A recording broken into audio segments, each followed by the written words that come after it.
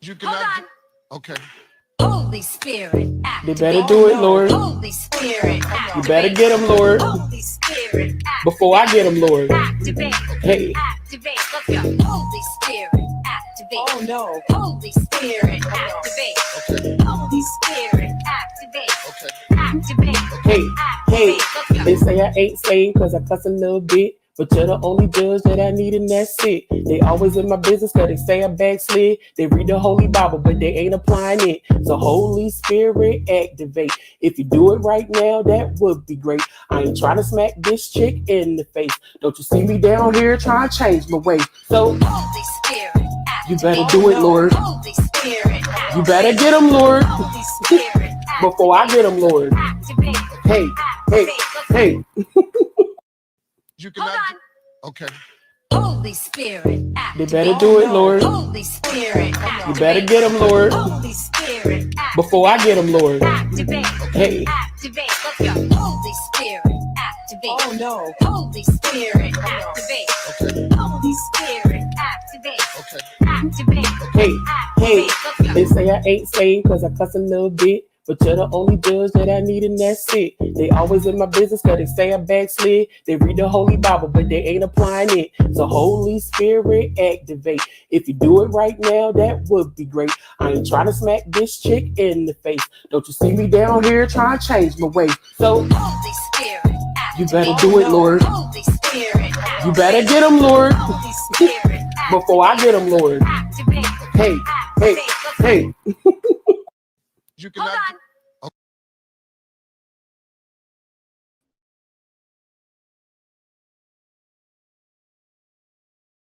Can't hear me. Now you can. Hi.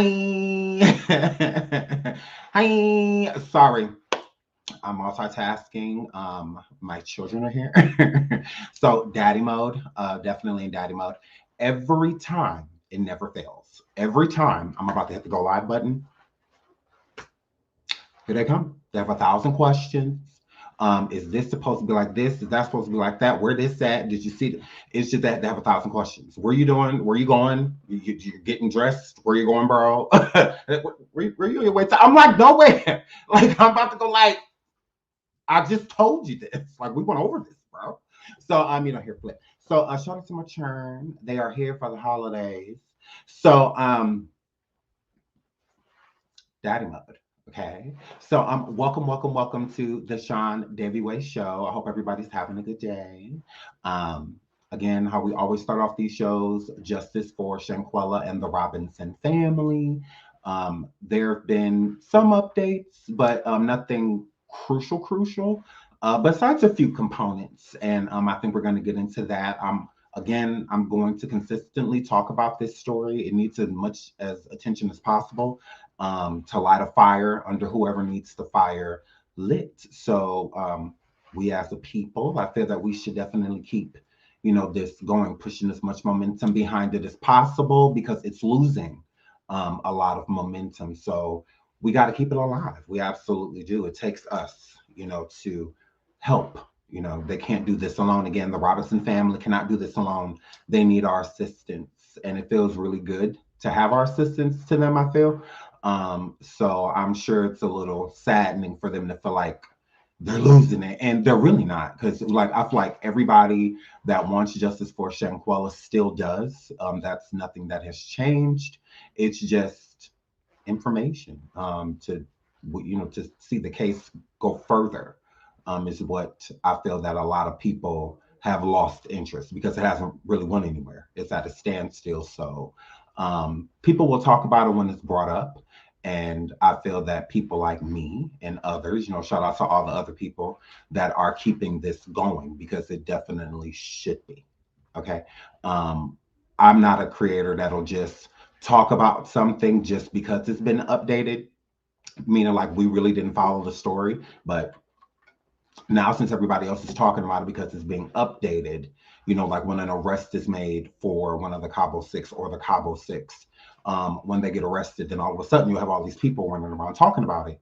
But when the case is like this, to where it's at a standstill, this is when I feel it is the best time to be vocal, you know, to keep it going. You know, so more updates can be made with, again, our assistance. So, yeah, you know, instead of just talking about it because it's trending, we're going to talk about it because it needs to be discussed, is how I feel. So again, justice for Shanquella Robinson and the Robinson family. Shout out to her sister Quilla Long, her mother Salamandra, her father Bernard, and their other family, all of their family. You know, you know, everybody's hurting. You know, not just the mother, father, and sister. You know, the cousins, the aunts, whoever, friends, the real friends, co-workers, customers. There's a lot of people that are grieving her. So shout out to all of those people because again, we are here. We're here. Don't think that we've given up. We have not. We are just, you know, waiting for updates, you know, so that we can keep pushing it. So again, welcome. So the title is Shanquella's Real Time of Passing. I saw a YouTuber shout out to Martin Lewis, Resurrected. I saw his video and I think he did a really good job in figuring out the time frame of when Shanquella may have passed away. So shout out to Martin Lewis. So we're going to pull up a little bit of the video. We're not going to watch the whole thing because I want you guys to go over there to his channel, Martin Lewis Resurrected, and Louis, not Lew, Martin Lewis. So go over there and check out the video in its entirety. So we're going to check out just a little piece of it, just, you know, where, because I think he makes a good point, really good point. And we're going to get into Nancy Grace. Nancy Grace just talked to Shanquella's sister, Quilla Long, and other experts on this situation with Shanquella. And I think the conversation was great, a great conversation, learned a lot throughout the conversation. So again, shout out to Nancy Grace. She, again, just because somebody doesn't start talking about something at the beginning of the second, because I know I even throw a little shade about it too. But again, I'm just glad that somebody as big as her, you know, is still talking about Shanquella and making her matter and coming with facts. You know, I feel that it's hard for us to go to a lot of people in Black media right now for certain things when it comes to Shanquella, because we don't know what's the truth and what isn't. You have a lot of people taking their voice to project the attention that they were getting versus the actual justice and trying to keep the facts out there so we know what's going on. Again, we as YouTubers, we're a big part of the new media, no different than TikTokers, people on IG. We're big. We're a big part of the media. So again, I think it's our responsibility to make sure that we're putting out facts out there instead of just jumping on stuff just to jump on it. Case in point, when people were going around stating that Dejanay was trans, that Dejanay was a man, we didn't go with that story. We're not putting it in any headlines, making it a general topic. We never did any of that because one, it doesn't matter. Two, we have no proof of anything of like that being true. And then three, again, what would that have mattered? Shanquella shouldn't have been touched at all. She shouldn't have been touched at all, whether by a man, rather cis, or a woman, rather cis, or a trans woman, or a trans. What nobody should have put their hands on Shanquella. So again, what does that matter? Like, it doesn't. So that's why I'm saying, like, she's still gone. She's still not here. That doesn't change anything. What has changed besides this person still need to go to jail? Like, who cares what's going on in the department there? Who cares? Like, go to jail. That's what we're gonna need you to do. So again, here flip. So like, we never ran with stuff like that because again, as the new media, we're leading people astray. This is not what it needs to be being discussed, like, at all. You think the FBI is gonna jump in? You know, they're gonna speed up now because this person's trans. You know that. I mean, it is what it is. So moving on. So that's what we did. So again, as media, it's our responsibility to run with the facts. That's why people go to people like TMZ and Nancy Grace and whatnot over coming to Black media, because a lot of times it's being exaggerated. There's a lot of things going on that does not matter, that we sitting over here talking about this, and this girl done passed away. We should be figuring out ways of how we're going to get justice for this girl rather than figuring out who's trans and who's this and who's that. Who cares? at this point? Like, why are we even discussing it? So sticking to the facts is what we are going to do. And again, that's why certain people go to white media over black media at times, is because the exaggerations. I'm exaggerating things and just say how it is, just say what happened so we can move on. Instead of drumming up a bunch of crazy stuff just to get people to click, and whatnot. Weird. But without holding you, we're going to get right into, let's start with Nancy Grace. So Nancy Grace, crime story. Crime stories. What did I just click? I just clicked something. Okay. So Nancy Grace crime story. Shout out to Pink Unicorn moderator. For the super sticker, thank you, sweetie. Love you. I'm gonna get into your comments, I promise. Y'all know I just like to try to stay on top because it's easy for me to whatever. So we're gonna get into Nancy Grace and her interview. I'm not pulling up the visual because we don't necessarily need it because I'm giving commentary on it anyway. So yeah, let's get into it. Flooring contractors agree. That's an ad, gross. And again, for the ones that don't know, Nancy Grace spoke. This is her part of her segment and her podcast and whatnot, when she updates people on stories. And she brought Shanquella's sister, Tequila or Aquila Long, via phone call onto the show, and spoke of Shanquella and brought up and wanted to get as many updates as she could on what was going on and what they knew, who's they spoke to, what they told, So shout out to Nancy Grace again. Appreciate the energy. And I'm just going to give my commentary and we're going to go back and forth. We absolutely are. So yeah, let me pull this on up for you guys. There's an ad. I'm going to skip it. Don't worry about it. I'm going to skip it. When looking for the bellers for floor clean Ball playoff semifinals. Second chance ended. Children's Research Hospital and making a donation 31st, 2022. Beautiful girl. She's 25. Shanquella ended up dead at a luxury resort in Mexico. Okay, try to put the words in Mexico out of your head, because the crime that's happening right now is not her murder in Mexico. It's happening right here, I believe, in North Carolina, where the perps are hiding out. That's what's wrong today. We here in the U.S. are doing nothing to get justice in the murder of this 25-year-old beauty. And when I say beauty, I mean beauty on the inside and the out. You know how? Now, I know some may disagree and be like, okay, Nancy, you can't say that they're doing nothing, that we are doing nothing.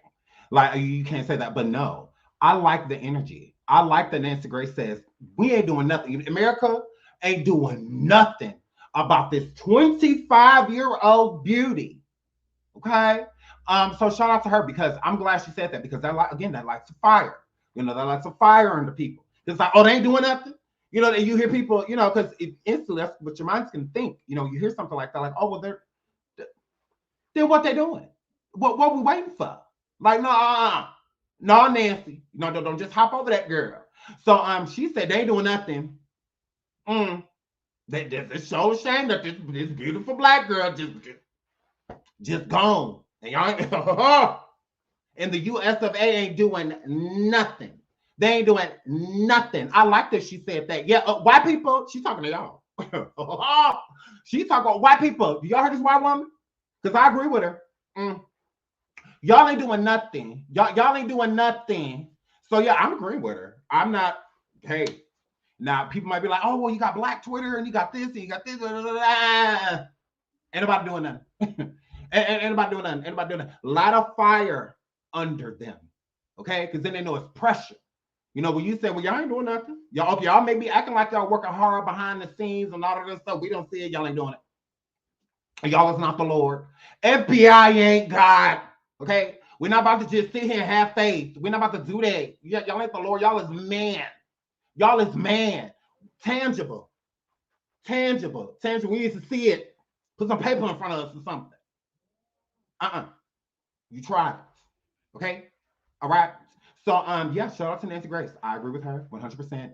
There ain't nothing being done. Ain't nobody doing nothing. The girl just gone. And they just sitting back there letting this girl be gone. How hard that is to find somebody who's really gorgeous on the outside and on the inside, they're just as gorgeous. Okay. Why is the mother, Shanquella's mother, why did she have to send her other daughter to be with us today? Because she is so upset she can barely speak.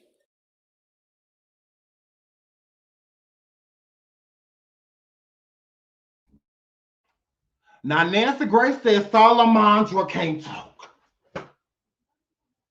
Nancy done said my girl Salamandra can't talk. I don't like this. FBI. Okay, look. The woman can't talk. What we gonna do about this? What we gonna do about this? We need her to talk again. We need Salamandra to talk. Why Salamandra don't want to use her vocal box? FBI, this is a mess. So we got to get this together. FBI, what is we gonna do? Hurry up. FBI, tell me what we gonna do. Salamandra can't speak. We need this woman talking, okay? She had to send her daughter. Now, Nancy Grace said this out of her own mouth. I'm not lying, okay? So Nancy said that poor woman, oh, Lord, Miss Salamandra. We love you. We love you. They said my girl ain't talking. Okay? What we gonna do about this, FBI? Nancy said the woman ain't speaking. This is a shame, FBI. Why are we dropping the ball? Why don't we just go up to Lady Justice and rip away her shield and take her sword and put it in the Dixie dumpster? Where's this whole Lady Liberty? I will take her shield. I'll take her sword. Where's she at?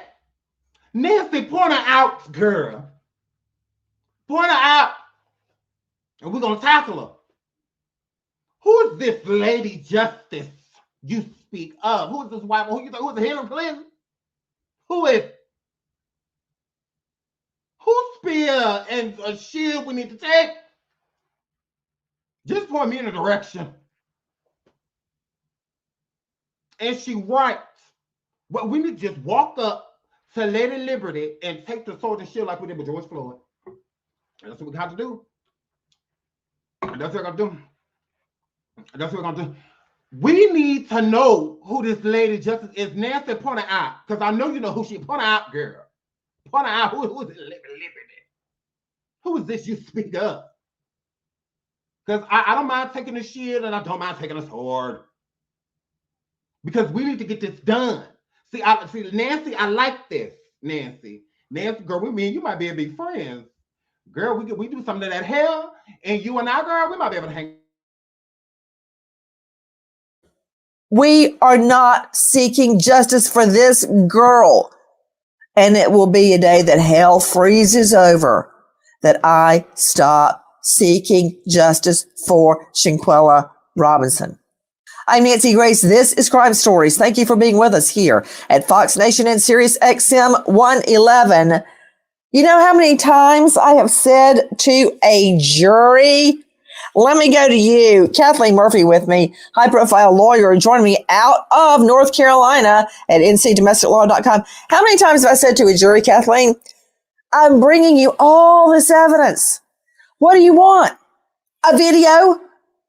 Well, in this case, we have a video because not only did her girlfriends that she went away to this luxe vacation just down a hop, skip, and a jump down the road from where Jennifer Aniston hangs out in Cabo all the time. Right down from that. I'm going to trial today and I have a video. Yeah, this girl is being murdered in her luxury suite bedroom. Now, Nancy, y'all, now look. Now, we got to pay attention, Okay, because I agree with everything that she's saying. I agree with everything that she's saying. Every of the things. She's like, what else do you need? A video? Well, we have a video. We got a video. Okay. So boom. So Nancy, because I kept paying attention to her, because I'm like, okay, well, they is really pushing, this video and this throughout this, and even the experts, a doctor, a federal agent, he works for the federal government, all type of people, okay, reporters, all type of people, okay, she's gonna be on the line with, as well as Quilla Long, Shanquella's sister.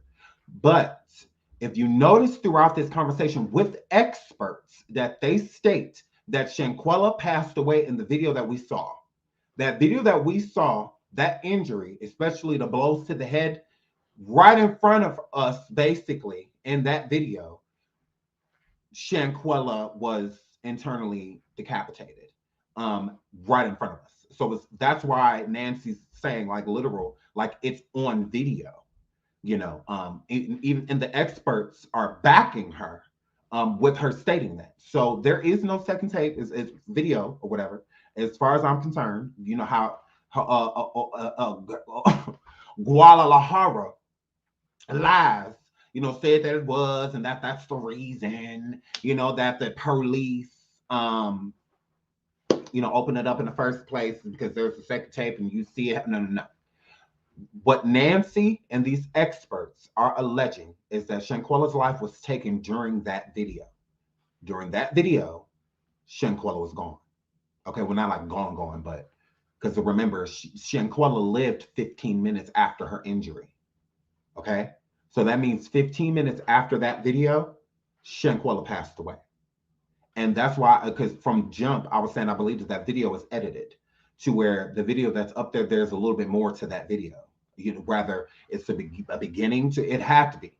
Because for them to just be on point, waking up, or Shanquella waking up and them all standing there recording, because again, they caught the fight from the beginning to the end. So that means that there is definitely, that video is longer. Whether it's forward longer, or I think like it's both. I do believe that video was cut at the end of the fight. Is how I feel. I do. And I believe that video was sent to someone, not knowing what was happening to Shanquella, because remember, she lived 15 minutes after said injury. So that's why Shanquella is not like deceased, like on the video, because she was still alive. She didn't pass away right there. Like she didn't. So, but she was paralyzed from said injury. So I believe that's what the rest of that video shows, is that she didn't move after that. When she was getting kicked in her head, and that was it. Her body was moving because of the friction from what was happening to her. She was being injured within that moment. So again, Dr. Carolina Kevorkian needs to go to jail too. She needs to go to jail because she lied and said that that girl was alive when she got there. That is a full-fledged lie. And we know that that's a lie, because even in her police report, they stated that she was called around 2 something, and she made it there at 3 something. Either way, Shanquella passed away 15 minutes later. So say that fight happened and they called the doctor right after said fight happened. Again, can't be true, because the maid found her. The maid found her. Okay.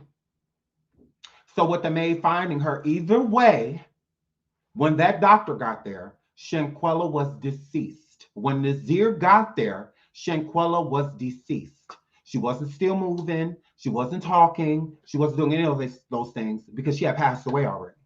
And that happened in the morning.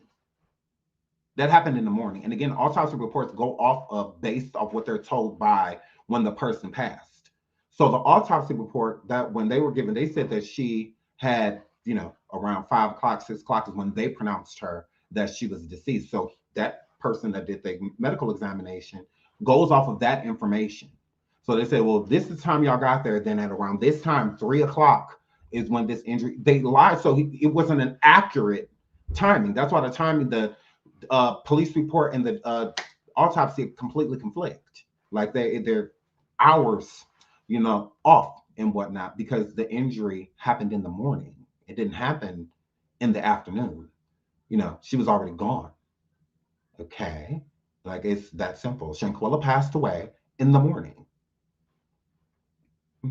Again, she was naked and she sleeps naked. So, again, if she had already been up, walking around or whatnot, she would have put on some clothes. Her family didn't say she's a nudist. Her family says she sleeps in the nude, which millions of people do. So that's not uncommon. But to be walking around fighting nude, that's not something that normal people would do, even if they didn't want to fight. They're definitely not going to want to do it naked. And it could have been a reason why Shanquella said that she didn't want to fight. Like, I'm naked. Like, what? You know, so everybody looking at it just like, oh, she was mollywop. No, the girl is naked. You got people with phones on you, all of that. You naked. Like, how embarrassing would that be? I'm like, what? I wouldn't, because she was trying to hold on to, whether it was a sheet or whatever she had, that she was trying to cover her body, like literally covering her body while these things are happening to her. With people recording, your best friend telling you, are you going to at least fight back? How mortified would you be if you already didn't want this? I don't want to do this with y'all. Like, we're supposed to be better than this. You know, that could be another reason. Plenty of reasons to why she wasn't doing anything back. But I think the main one is because she was nude.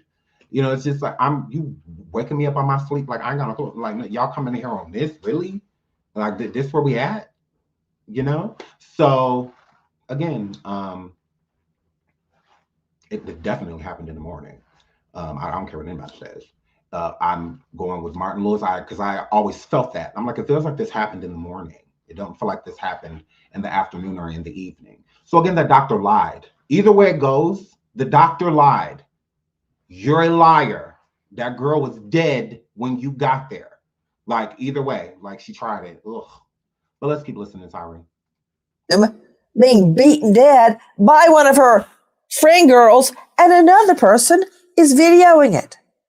She is dead, and there's a video, Kathleen. I cried when I saw that video. I posted on my personal Facebook page. But Nancy, my question is, did these folks plan this crime that occurred in Mexico in the United States? And if so, why are they not arrested?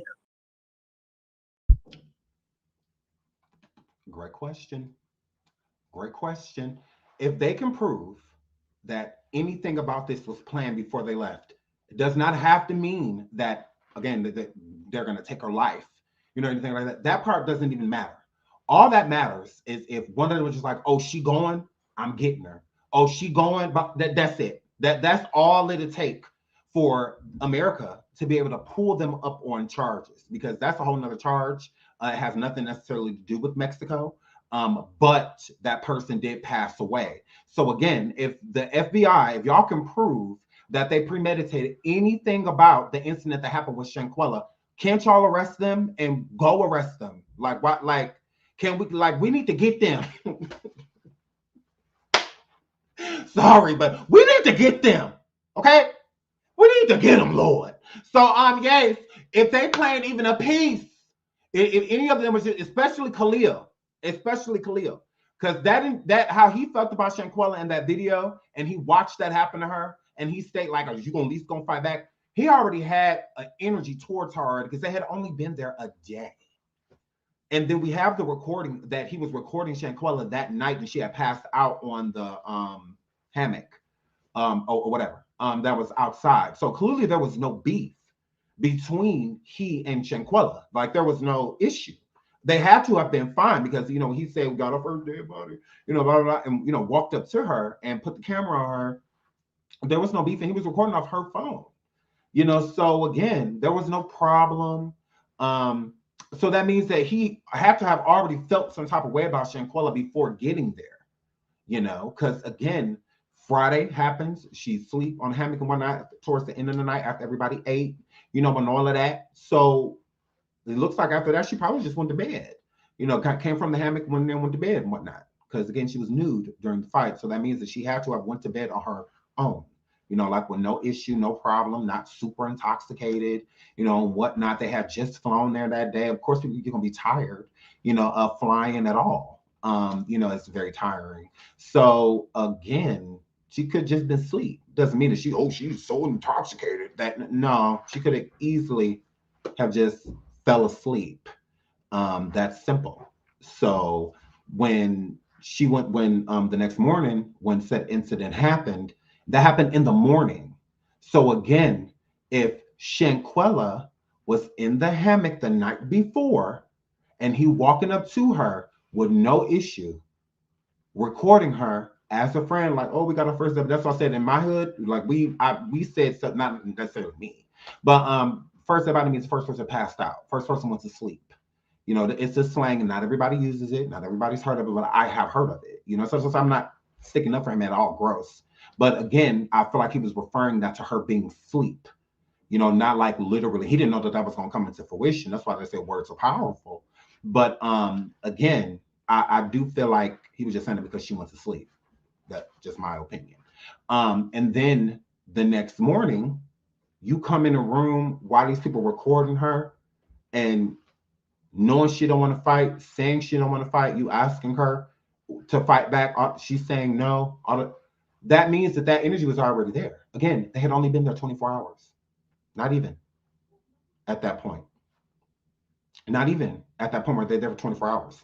So we think in our minds, like, well, what happened between these two best friends that will make Khalil do that? Nothing. He already felt that way.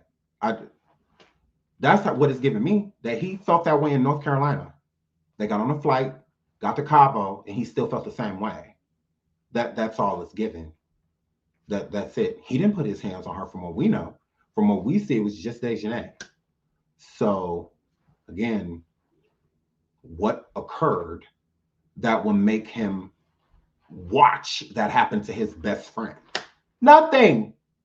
Premeditated. Already knew what was up. Already knew what was up is what it was given. Everybody isolating her. She want to go swim with everybody. Oh, let's go outside. They're like, oh yeah, go. She come in the house like, where y'all at? It don't take that long to get naked. They were clearly isolating her. So that there was a problem. Shanquella just didn't know. That's all.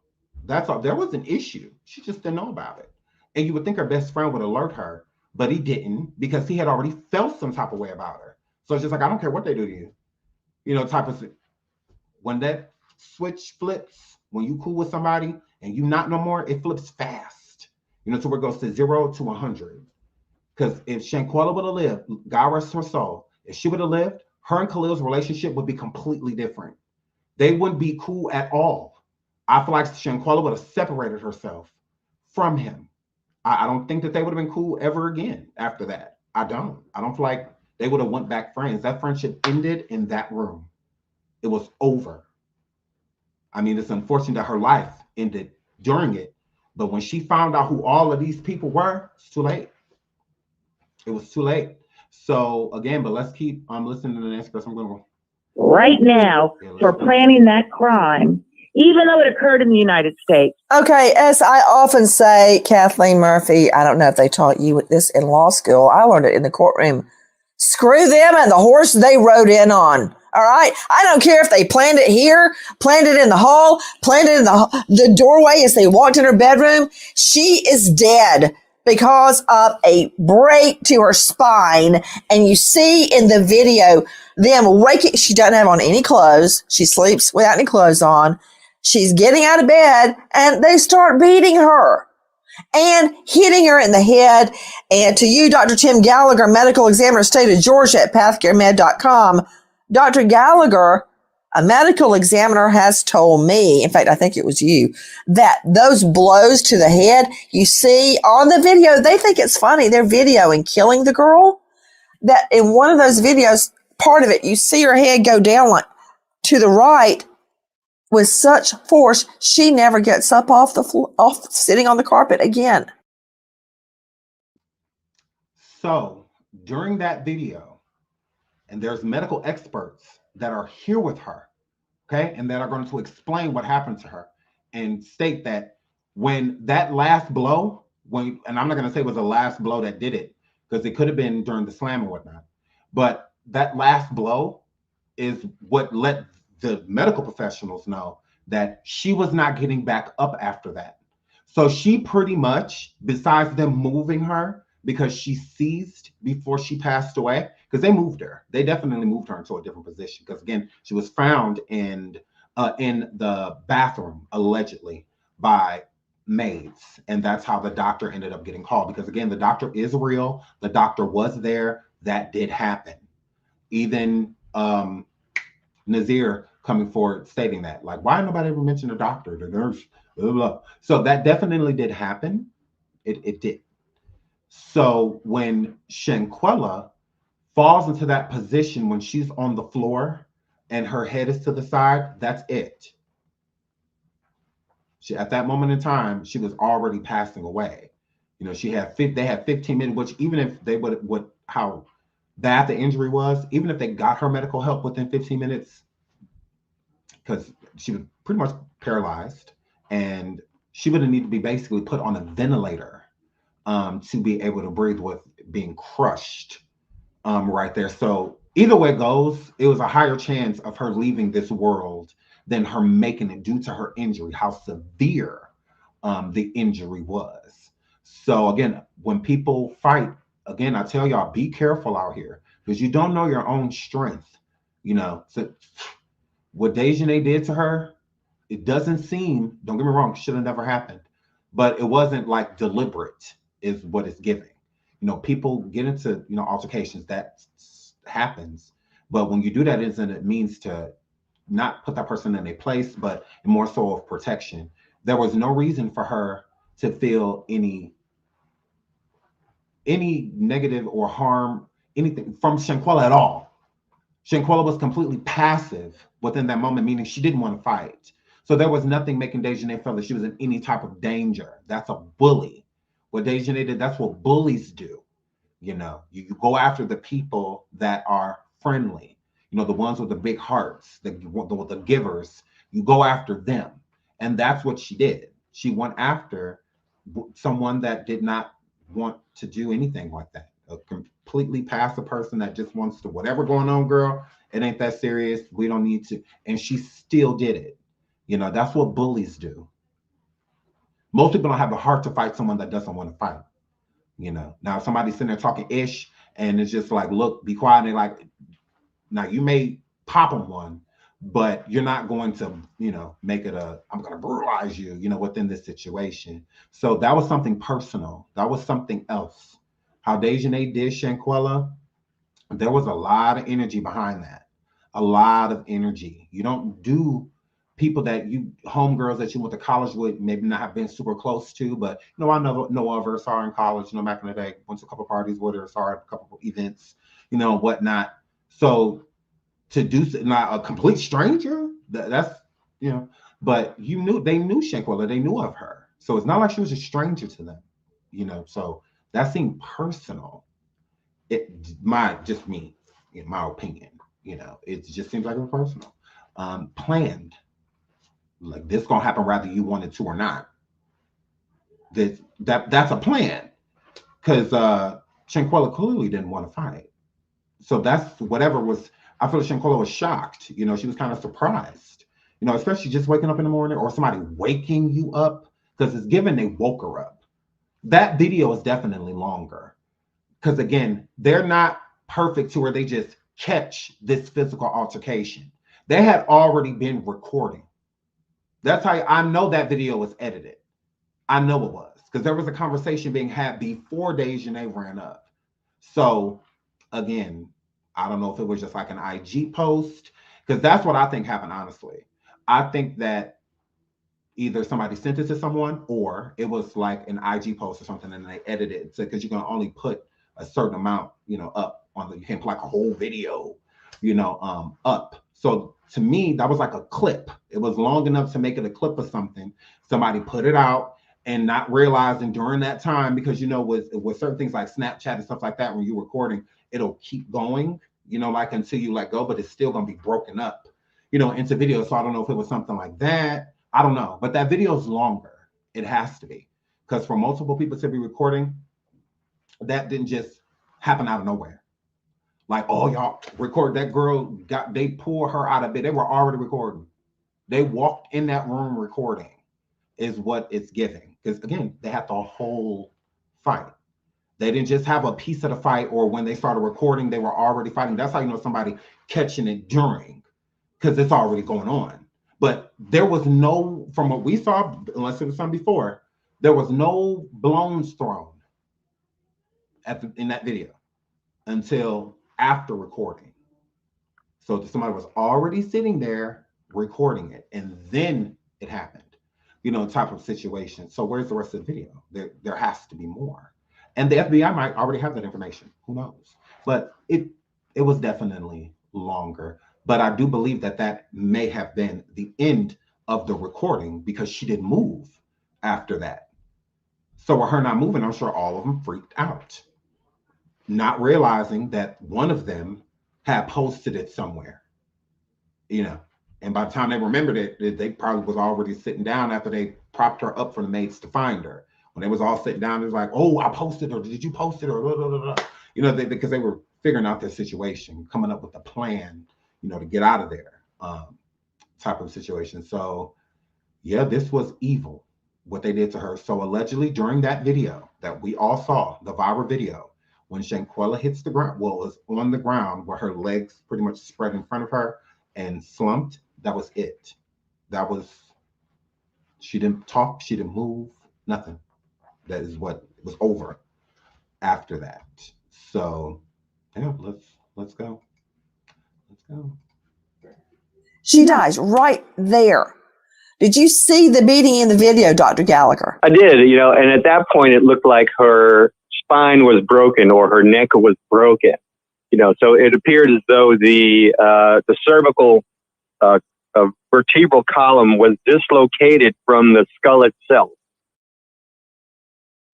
So this doctor is stating during that video, from what he saw, her neck was already broken. So he's saying he see within this video that this is what happened. Her head had literally been removed, you know, for, you know, at that point it was, you know, how her neck was, it was over, is what the doctor is. This is a doctor stating this. Okay, so again, that viral video is allegedly the video where she is literally deceased in the video. You know, so in that, you know, we call that an internal decapitation, but it was a violent blow and it was a violent outcome, and it was just absolutely sad and no reason for it. That brought about her instantaneous demise. Okay, right there. There's another cover up, because according to police, she died 3 hours later. That did not happen. If you look at the actual death certificate, which I have right here in front of me, she died after just 15 minutes. Now you hear Nancy. She states with this doctor that was a cover up too by the police, and the doctor that was there, Dr. Kevorkian in Carolina, because she passed away 15 minutes after her injury. So them stating that she passed away at 5:57 in the evening, that is a complete lie. She was already gone. She had been gone hours at that point. So again, this is the Cabo 6 covering up what they did, trying to be smart and get out of there. Because one thing that I will say, because people are stating, they're like, oh, well, because she's going to ask a question too, how did they get out? With that doctor gave them the perfect alibi to leave. And looking at Shanquella, besides her visible injuries, which I don't know why they overlooked the split lip, and I still don't know why they overlooked those things. But you can't tell about an internal decapitation just looking at a person like laying flat on the floor, you know, and, you know, laying on their back on the floor. Like that's not something that you're going to be able to notice like right away. You would have to take them in, you know, in order to figure that out. So, and remember, the Cabo 6 left pretty much immediately. Some of them left that night and some of them left the following day, but no one was there till Monday, and the B&B was paid for until Monday.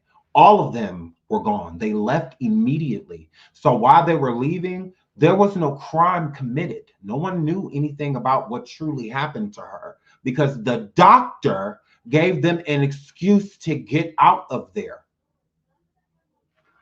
That's simple. That's simple because there's a way of testing people for alcohol. So if that doctor did not verify the alcohol poisoning, then when they got her back, it wouldn't have, with the police, I feel like they would have had other questions if the doctor would have told the truth.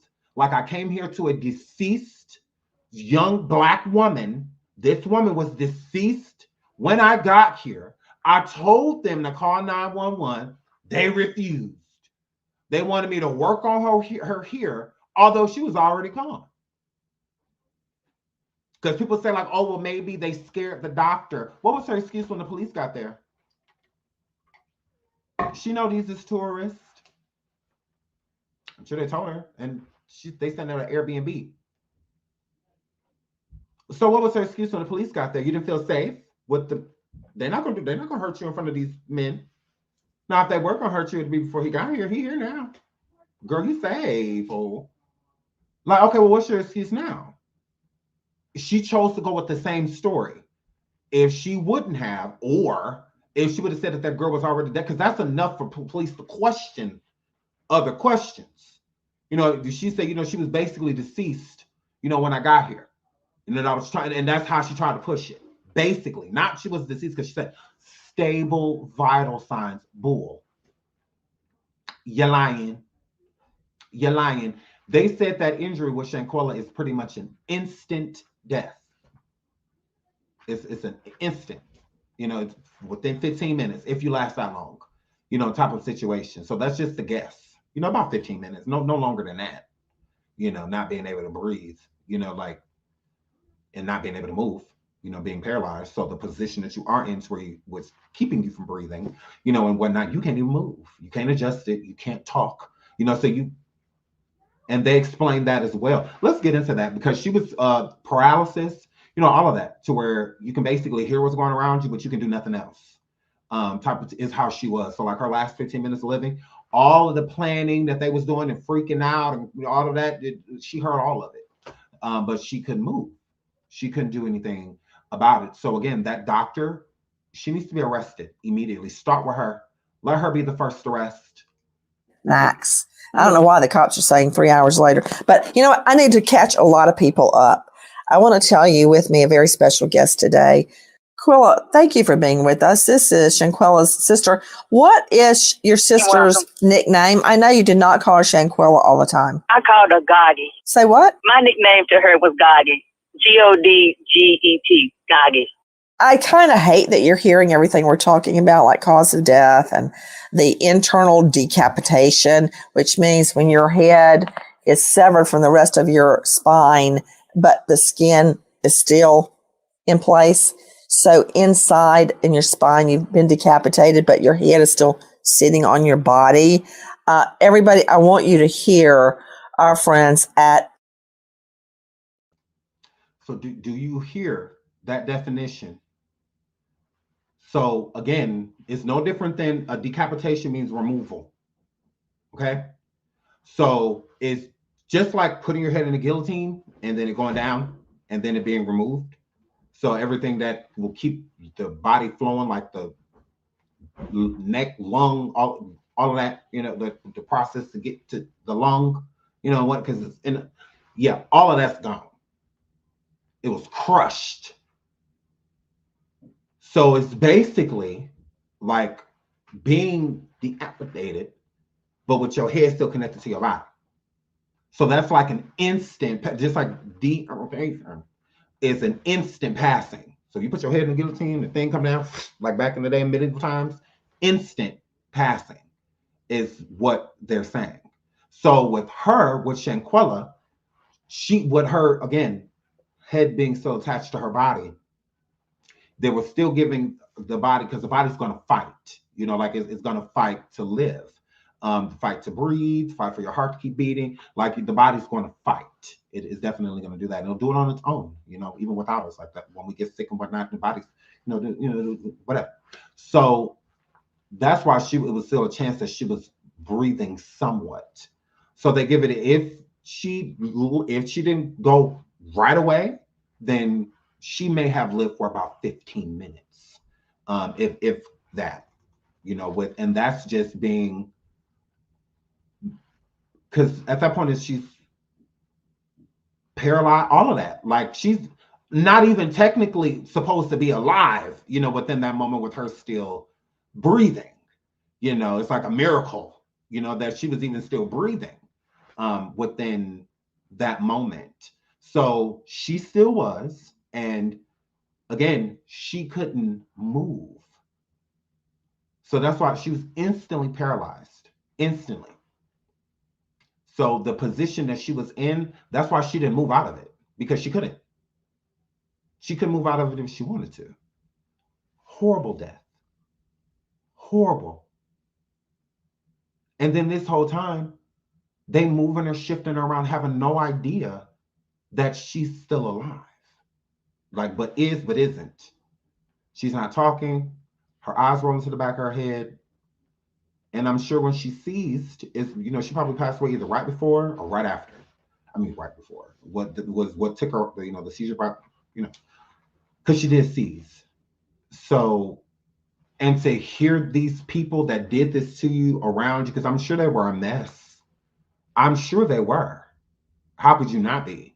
You know, when something happens on accident, especially, like, you instantly apologetic, you know, immediately. So they have noticed she can hear everything. She just can't move. She can't say anything. She can't, nothing. You know, at this moment in time, they knowing something was wrong with her, but not realizing that she was passing away. So I believe when she stopped moving, they felt like she was gone. So that's when they concocted a plan to go and place her on that toilet so that the maids and whatnot could find her. But I believe she was still alive throughout that time. Not long, you know, within the 15-minute period of them figuring it out and moving her. But she, no matter what, is giving, like what the doctors are stating, she was going to pass away from that. That is a crazy injury. You know, it's a foreign injury, basically. Like those type of injuries you don't hear about every day. You know, internal decapitation. Like you don't hear that every day. Not even every other day. You know, so again, she passed away horribly. She absolutely did, around enemies, like just the most horrible people. So yeah, they deserve to go to jail. Every single last one of them.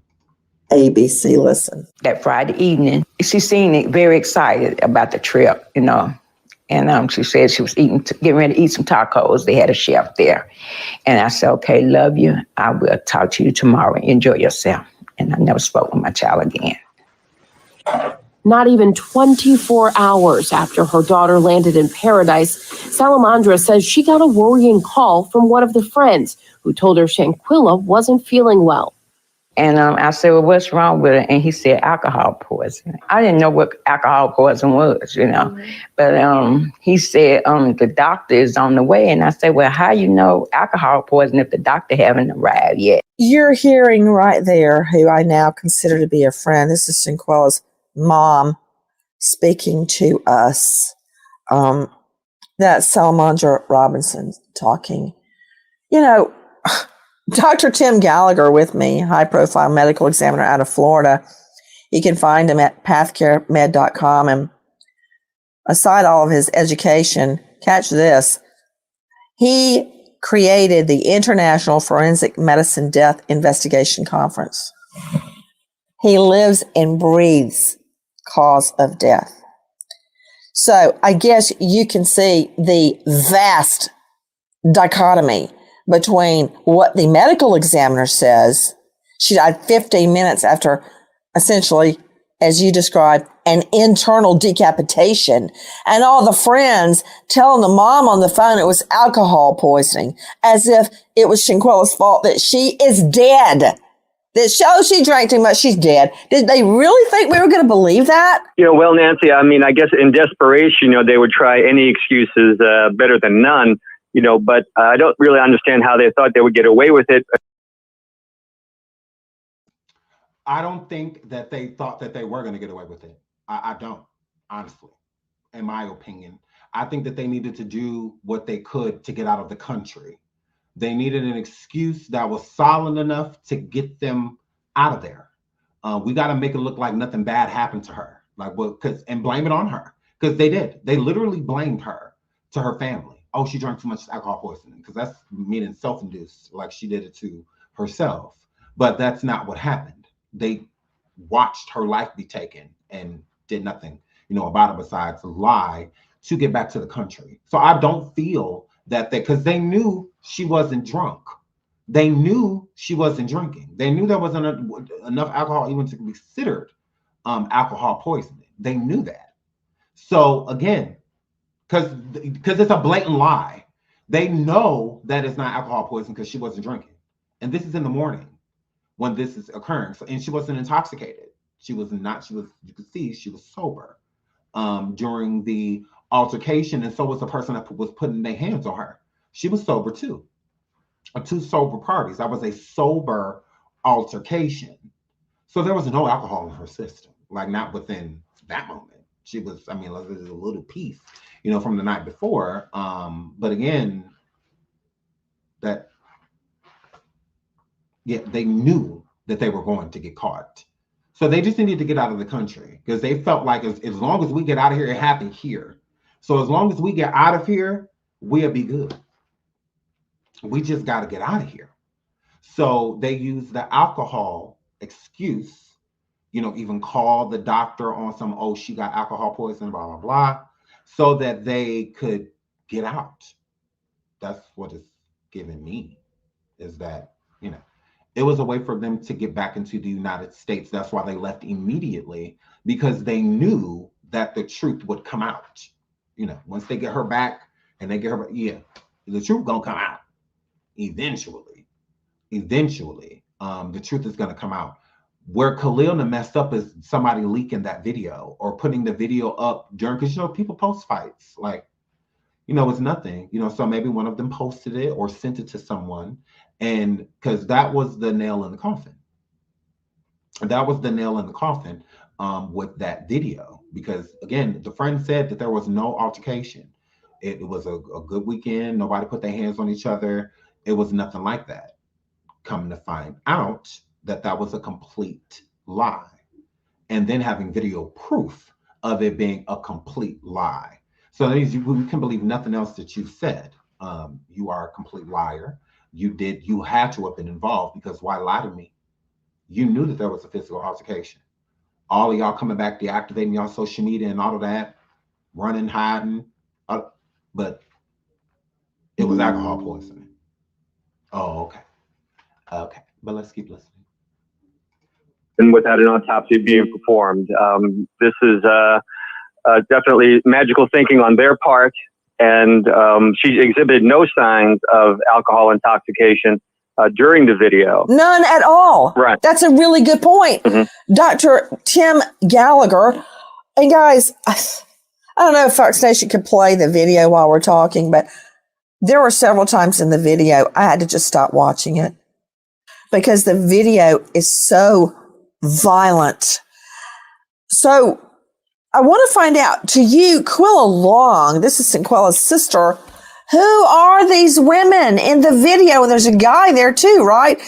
Supposedly her best friend, her friend boy. A guy is not a boyfriend, but it's her friend. We don't know the females. We just know him personally. The other set of people are actually people who she went to college with. Okay. So Quilla says, we didn't know those girls. We didn't know them. We know Khalil personally. We know him. But the other girls, those are just girls that she went to college with. Like, they didn't come back hang to the house. Like, we never saw them. Our only way of being around them would have been, Shanquella, and Shanquella didn't hang with them. So yeah, we didn't know them girls. We didn't know them. Them was Khalil friends. She went to school with them. So she knew of them, but thought that wasn't anybody that was close. Khalil was close to her. Yeah, Khalil was, that was her friend, but the other ones, not so much. So yeah, even more motive. Okay, guys, I went to college with. All right. Joe Bruno is about to join me from WSOC TV, and he is joining me, I hope, with some kind of an update on why these friends have not landed their rear ends behind bars. Take a listen to our friends at ABC. Salamandra again says she confronted one of the friends who lived nearby. They say Shanquella didn't die from no alcohol poisoning. They say she had been beating her neck. He broke out in a sweat, and he came out of his shirt. He was sweating so bad, it's like it was eating him up. But soon, another punch in the gut. Graphic cell phone footage leaked online appearing to show Shanquella naked, physically assaulted by another woman, while others appeared to watch on, even encourage it. Quilla, can you at least fight back? All six of them had an opportunity to stop that situation. Neither one of them didn't do nothing about it. Who give them the right to take a life? You're hearing the mom and dad speaking to our friends at ABC.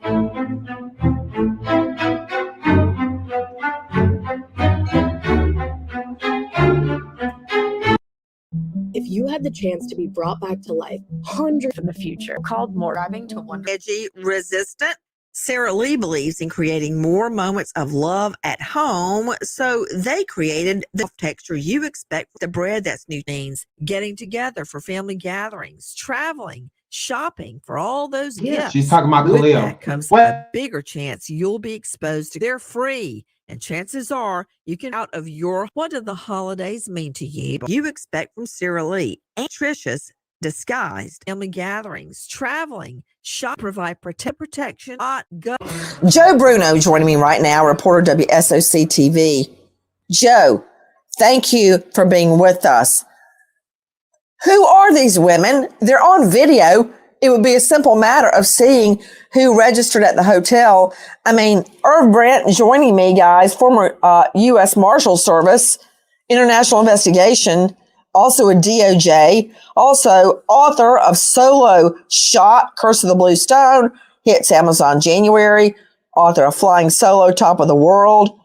Irv, when you check into a hotel in another country, including Mexico, you have to show your passport and all your ID. They don't let you just walk in and run to your... Sorry, y'all, it was ads in the middle, but we back to the actual about Shanquella. We're back to it. This is all what she just said in the last 11 seconds is all Shanquella. Okay, we're back to Shanquella. Room and raid the minibar. So this has got to be on record, right? That's correct, Nancy. I'm confident the Mexican authorities have those people's passport information and also identified them and know their location in the United States.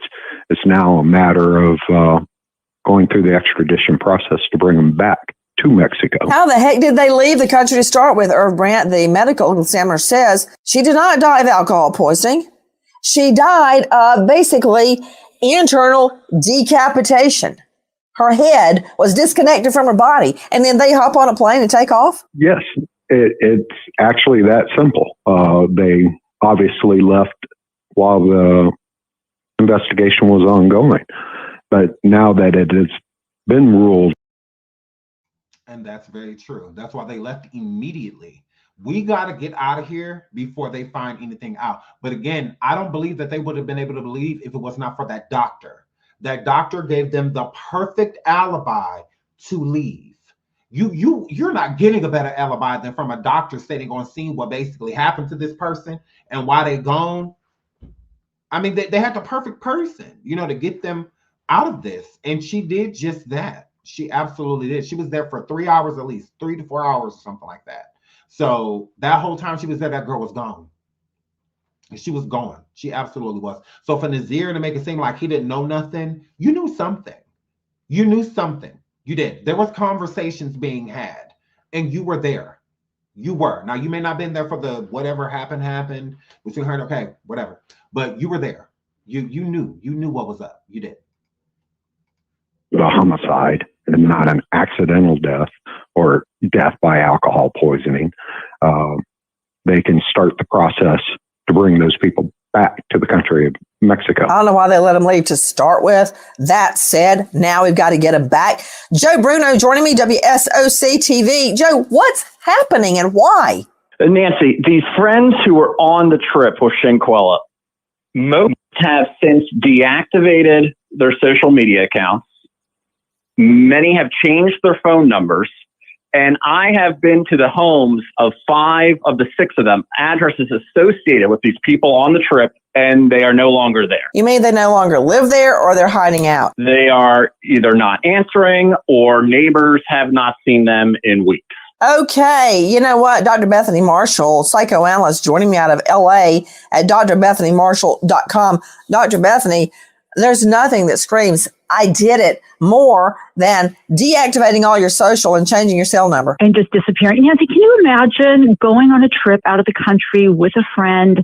That friend is sick or dies and you flee? I mean, that speaks volumes. Even if there was no video, you have so-called friends who leave somebody in an ambulance. I mean, just picture that for a second. I mean, that is so profound. Then they go back to their mommy's homes. Then they deactivate everything. No wonder the one friend was sweating profusely when he came to Shanquella's family to confess what had happened. He wasn't sweating because he was so anxious about what happened to her. He knows he's going to spend the rest of his life in jail, Nancy. And, you know, again, even if there was no video, you know, these friends were plotting this. Boom. Boom. Even like she said, even without a video, you know these people were plotting this. This was a plan. It had to have been because of them in the manner that it went down, in the manner of it. It's not like this was just some random incident that happened. Dejanay went in that girl's room with all of y'all are in here. Why are all of y'all in this room? Why are y'all recording? How is this not deliberate? I'm in here with my cell phone pointed, but nothing about this is deliberate. What's about to happen is a surprise. No, there was a premeditation. It was, and I think it was two of them. I think it was one before y'all got there, and I think it was one the morning of. Just like all of y'all was linked up the day before with Shanquella and isolated her, y'all did the same thing in the morning. All of y'all were separate again from her and isolated her. Absolutely. And y'all went in that room, cameras rolling, knowing what was about to happen. Y'all didn't go in there to record an argument. Y'all went in there to record a fight. That was deliberate. There was nothing accidental about Dejanay putting her hands on that girl. She was nude. Let's start there. So that means that Dejanay fighting her nude, that was going to happen no matter what. No matter what. If that was just some random, then it would have been, at least she would have waited till she woke up. Because think about it. If something would have happened on that trip, just wait till she wake up. When she get up, I'm getting her for what she did last night. No, I don't care. I don't want to hear it. I'm getting her. Not I'm going in there pulling you out of bed. No, that seems personal, especially when Shanquella fell asleep on that hammock the night before and Khalil recorded her, she was asleep, peaceful. To me, she didn't have no issue with nobody. Y'all have been isolating the girl all night, so she probably just sat out there and just fell asleep. You know, I'm about to keep chasing after y'all. Clearly, y'all want to be around me, or I'm gonna be. I'm just about to sit out here and listen to the water for a while. She might just ended up falling asleep. But if there was an issue, why wasn't her clothes tore up or anything? Like, why wasn't it it wasn't. There was no issue. I believe after Shanquella got out of that, woke up from that hammock, whether somebody woke her up or she woke up on her own, which 9 times out of 10, she probably woke up on her own, and went in there and laid down. She didn't have a problem with nobody. I feel like they were fine. Again, it was planned. It was premeditated. It was going to happen to her, whether she liked it or not, because it was planned already. When you got your mind made up about something, your mind made up. So whether you want to do it or not, I am, because my mind is made up. So, I mean, it is what it is. And that's how the situation seems as if it was approached. So again, I would agree. This seems pre-planned. It seems like they premeditated a assault. I feel that way. Now, the reason why is that only they know. Only they know. But, oh yeah, that was planned. And Dejanay was listed as the aggressor. She's like, you get her. And she was like, I'm a get her. That was the plan. All them walking in the room, cameras, her best friend Malik, Dejanay best friend Malik, recording, you know, and all of that. Yeah, he came in that room backing Dejanay. It's how he came in that room, you know, type of situation. So And Khalil was, he thought, I guess him backing Shanquella was him saying, are you at least gonna fight back? And she said, no, you should have broke it up right then and there. Not realizing that if you would have broke it up, you would have saved her life. Breaking it, that's why it's good to break up fights. That's why it's good, break it up. Because you can literally be saving somebody's life in that process, because people don't know their own strength until it's too late. So but let's keep listening. This does not happen like in a blink of an eye, in the spur of the moment. These friends were probably deriding Shanquella, saying horrible things about her, taking unflattering photographs, maybe not consciously planning to kill her, but at some sort of pre-conscious level, the attack was being planned. And I agree. I don't think that they were consciously planning on ending her life, but when you hate somebody that much, when you have energy for somebody, it shows. Energy exudes, so you have to be careful, because your tick-tick can sometimes boom. And that's what happened between Dejanay and Shanquella. That went from a tick-tick to a boom type of situation, and she is no longer here. All over, who knows? But whatever it wasn't worth it. It wasn't worth it. It definitely wasn't, but there was definitely envy in that. Some type of just hatred, that she had for this girl, as if she truly did something to her. But let's keep listening. I think that's what's so, horrible about this is she was sort of like the lamb to the slaughter. She had no idea. She called her mom and said she was about to eat tacos. She was having the happiest moments with new friends. I mean, if you ever hung out with new friends, it's so exciting to be with them and to get to know new people. And these new people were plotting against her all the while. What do we know about arrest warrants coming out of Mexico? Take a listen to our cut 43. This is Megan Bragg, WCNC. This is the article that has been circulating on social media. It claims that there has been an arrest in the Shanquella Robinson case, but we wanted to walk you through the article because there are some red flags here. When someone reports and shares claims that are not verified, this is how misinformation spreads. First, the headline suggests DeHong Jackson was arrested in the United States. They're talking about Guadalajara lies. Them Guadalajara lies, y'all. Them Sriracha lies. This is a shame. This is a shame. They say the first little cloud he get in the States and you're a liar. You're a whole liar. You're a liar. As of now, Mexican authorities have not publicly even named a suspect. They have issued arrest warrants, but haven't said who the warrants are for. Okay, straight back to Joe Bruno joining us from WSOC. I heard the rumors, and my cell phone blew up, that there had been an arrest in Shanquella Robinson's homicide. Then quickly I learned that wasn't true. What do we know about any arrests or arrest warrants which would come out of Mexico? Right. And I've talked to the FBI, U.S. Marshals, as well as the State Attorney General's office in Mexico. All tell me they do not have any information about an arrest being made. However, it is confirmed that an arrest warrant has been issued by the State Attorney General in Baja California Sur, where Cabo is. But like that report said, they have not identified the person by name. They have just said this is for the direct attacker in this instance. Yeah, I'm looking at that. A prosecutor for Baja California Sur states that a friend of Robinson's, quote, who is the direct aggressor, which I take to mean the woman beating her in the head in the video, is being sought by international authorities on charges of femicide. Charges of femicide. Now, femicide, to my understanding, in Mexico is the way they describe the murder of a female. What is that, Joe Bruno? Certainly. A femicide is basically when a female is murdered. They look at whether she was killed for reasons due to her gender or perhaps it was due to domestic violence. Exactly. Oftentimes when a woman is killed in Mexico, the case starts as femicide, and once they investigate,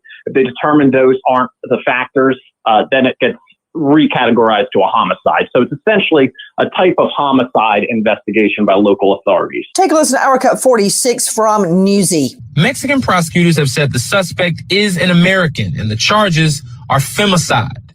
Mexican prosecutors said in a statement, Robinson's death was the result of a, quote, direct attack, not an accident. Mexican law enforcement has requested the suspect be extradited back across the border. So again, we already know this extradition process. Nancy Grace trying to make it seem like she gonna talk about it. She gonna try to make it seem like it's just easy. You know, it's just like, Nancy, let's not make it seem like it's that easy. This is 6 people, okay?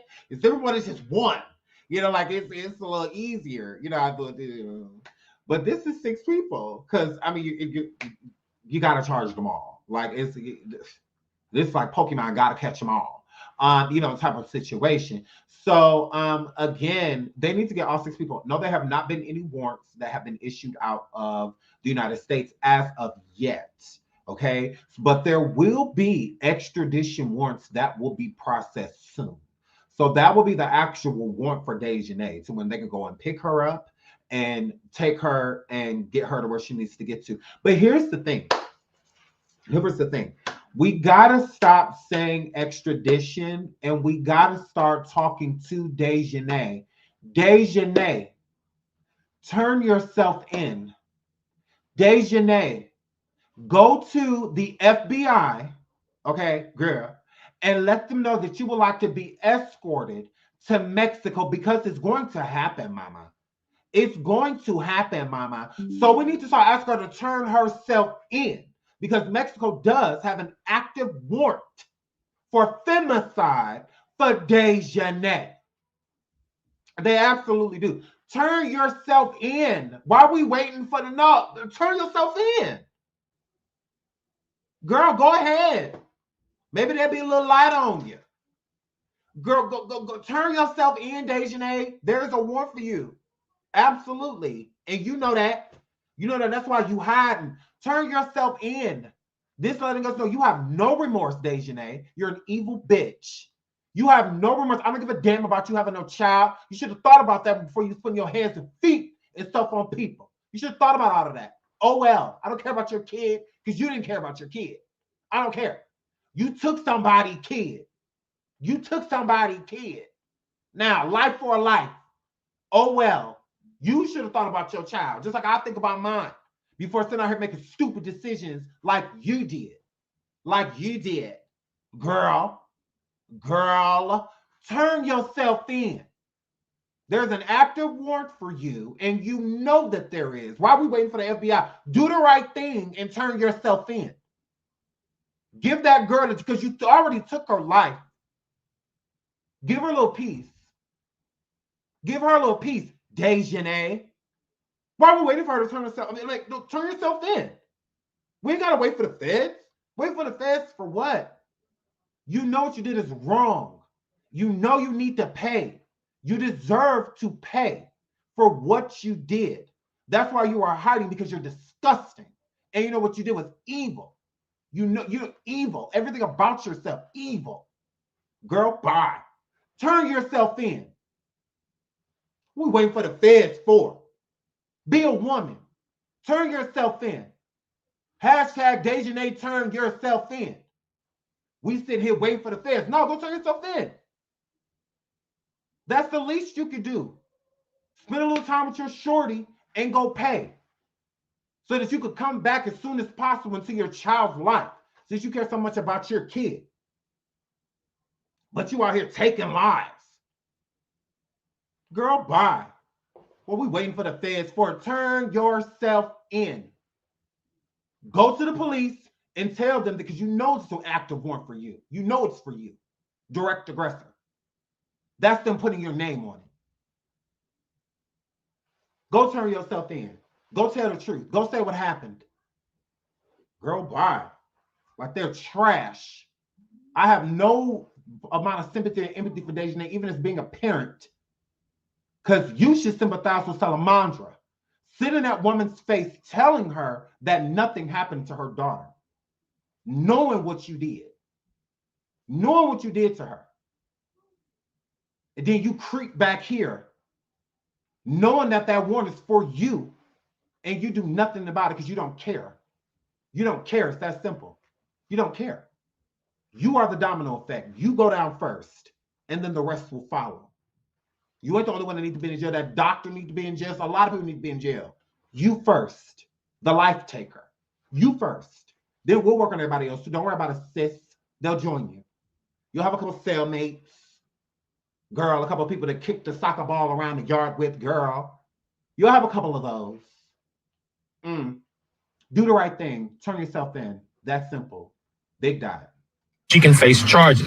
That would require U.S. authorities to hand over an American citizen to a foreign government. She is going to have to be extradited to Mexico. I do see that happening. Deborah Blum is a criminal defense attorney in New York. Blum says while she expects the extradition to happen, it could be a process to get it done. They're going to have their day in court where the person that's accused of this gets to say, I don't agree to extradition, and then they get to have a judicial hearing in front of the judge.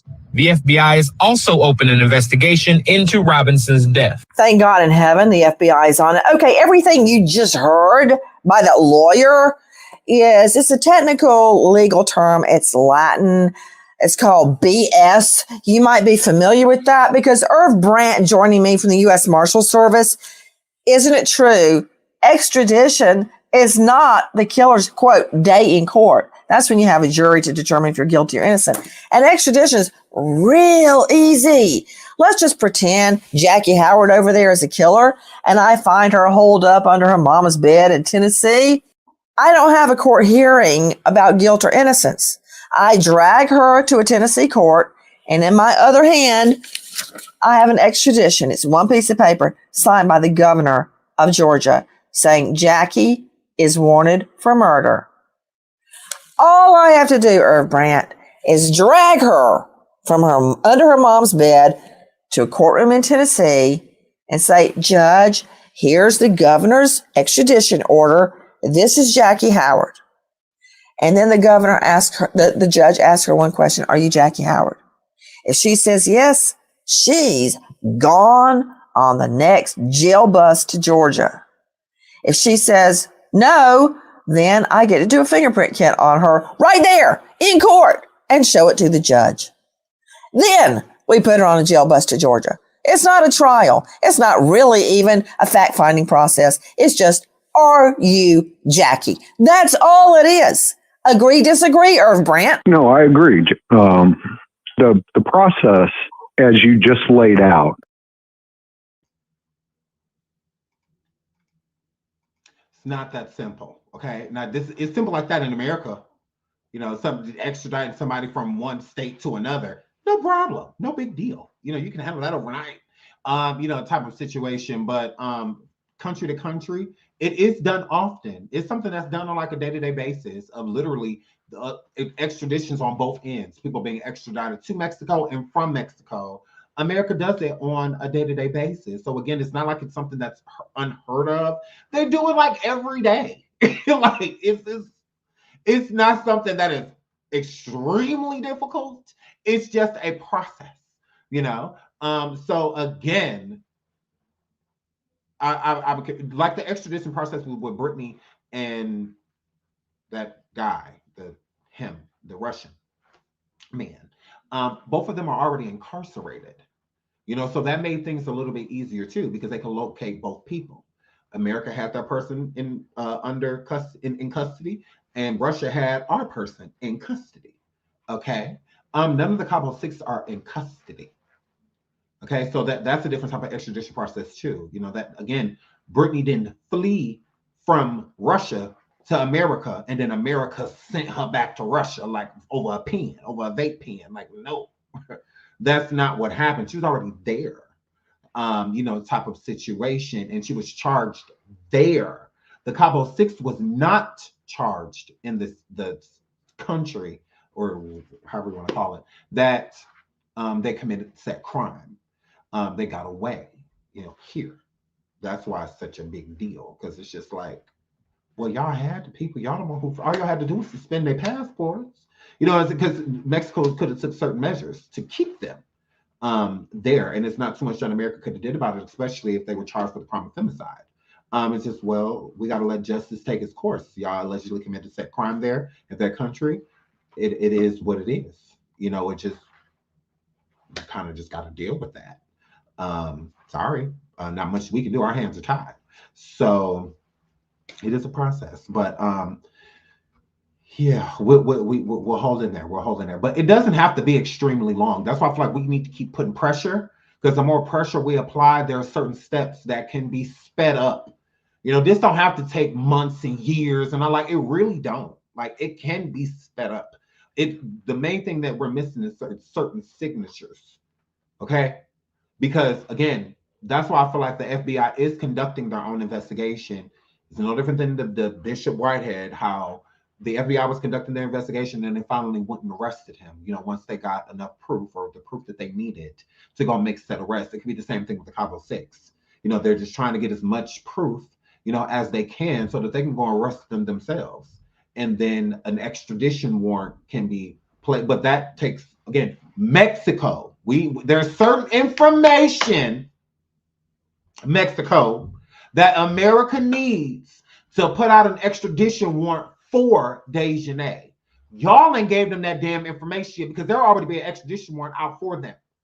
Okay, because again, America sends, they extradite people to Mexico all the time, and people from Mexico, and Mexico extradite vice versa. Okay, so Mexico, there has to be something on your end that you are not fulfilling to where an extradition warrant can be placed out here for them in the United States, so that they could go in with task force, whatever they're gonna do, and go in there and kick in whatever dough that she's staying in and take her on up out of here. So again, Mexico, it has to be, y'all. It has to be. Because what is America waiting for? If they could put out an extradition warrant, they just would. They would. They can't. Because there's something that they're lacking. Whatever they're lacking is from you, Mexico. That's where it happened. That's where it happened. It didn't happen here. Again, figure it out, Mexico. That's what it's given. So yeah. Because America has already agreed to the warrant, meaning like, okay, you have a warrant out for them. Cool. You want them from us. Gotcha. Send us the info so we can send them to you. Because that's the problem. Because again, Mexico already got their warrant out. Okay, that's not enough. Nah, it can't be, because they would have got already. You know, that's how I'm looking at it. So Mexico, we need, I don't know what y'all missing, but speed it up. For state to state is actually a good comparison to how it works internationally. Why do you sound so calm? Why can you sound so calm? Are you just like exhausted from all the murder, extraditions, and manhunts that you've been on all around the world? Yes. I mean, this girl got beaten dead, dragged out of bed, and hit in the head till she's internally decapitated. Yes, Nancy. I served as the chief inspector at the Office of International Affairs for the DOJ. This girl got beaten dead. To how it works. Jackie, that's all it is. Agree, disagree, Irv Brandt? No, I agree. The process, as you just laid out for state to state, is actually a good comparison to how it works internationally. Why do you sound so calm? Why can you sound so calm? Are you just like exhausted from all the murder, extraditions, and manhunts that you've been on all around the world? Yes. I mean, this girl got beaten dead, dragged out of bed, and hit in the head till she's internally decapitated. Yes, Nancy. I served as the chief inspector at the Office of International Affairs for the DOJ. Okay, in that case, let me formally apologize. Yeah, Nancy. Yeah, he like, excuse me? You and that beehive on the top of your head, y'all can back up, Nancy, girl. Wait a minute. I was the excuse me. I was the director. Girl, this is the interview. Don't nobody got to be hot like you. Don't nobody got to do all of that. I don't have to be here. Okay, Nancy? What you mean, why I ain't upset? Girl, I deal with these cases all the time. I'm numb. Girl. It's like, no, you tried it. Don't make it seem like I don't care about her. I care about her, you big head hoe.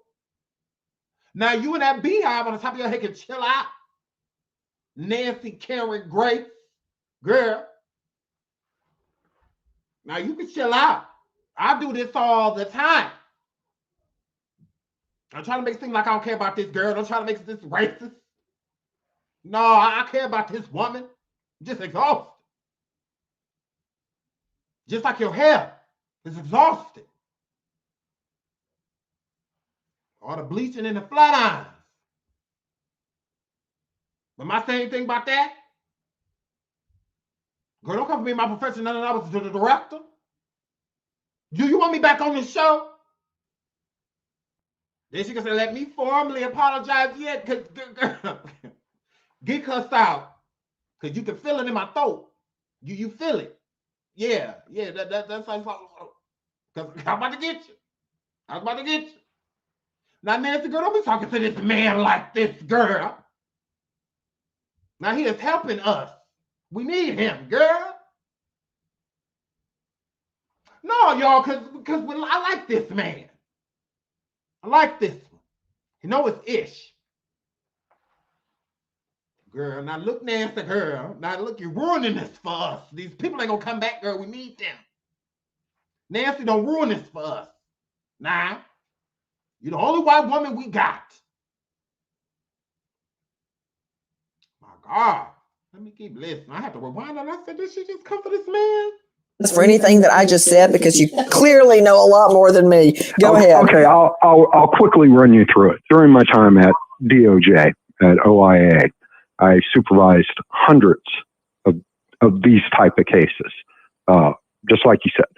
And when the warrant is issued and the suspect is identified, and a foreign government sends the request to OIA attorneys, their assistant United States attorneys, assign the case to the district where the suspect is in. In this case, it would be Charlotte, North Carolina. Then the AUSA there evaluates the evidence, the probable cause, which in this case seems fairly cut and dry. They have a video. Then they prepare it for a judge who evaluates if there's probable cause and they issue an extradition warrant. And that person is taken into custody. And just like you said, there's no day in court. They're not.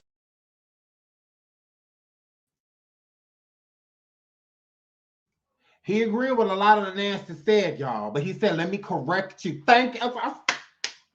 Yeah, correct her. Because Nancy, you ain't got to put too much on it now. He ain't the enemy. He is our friend. Okay?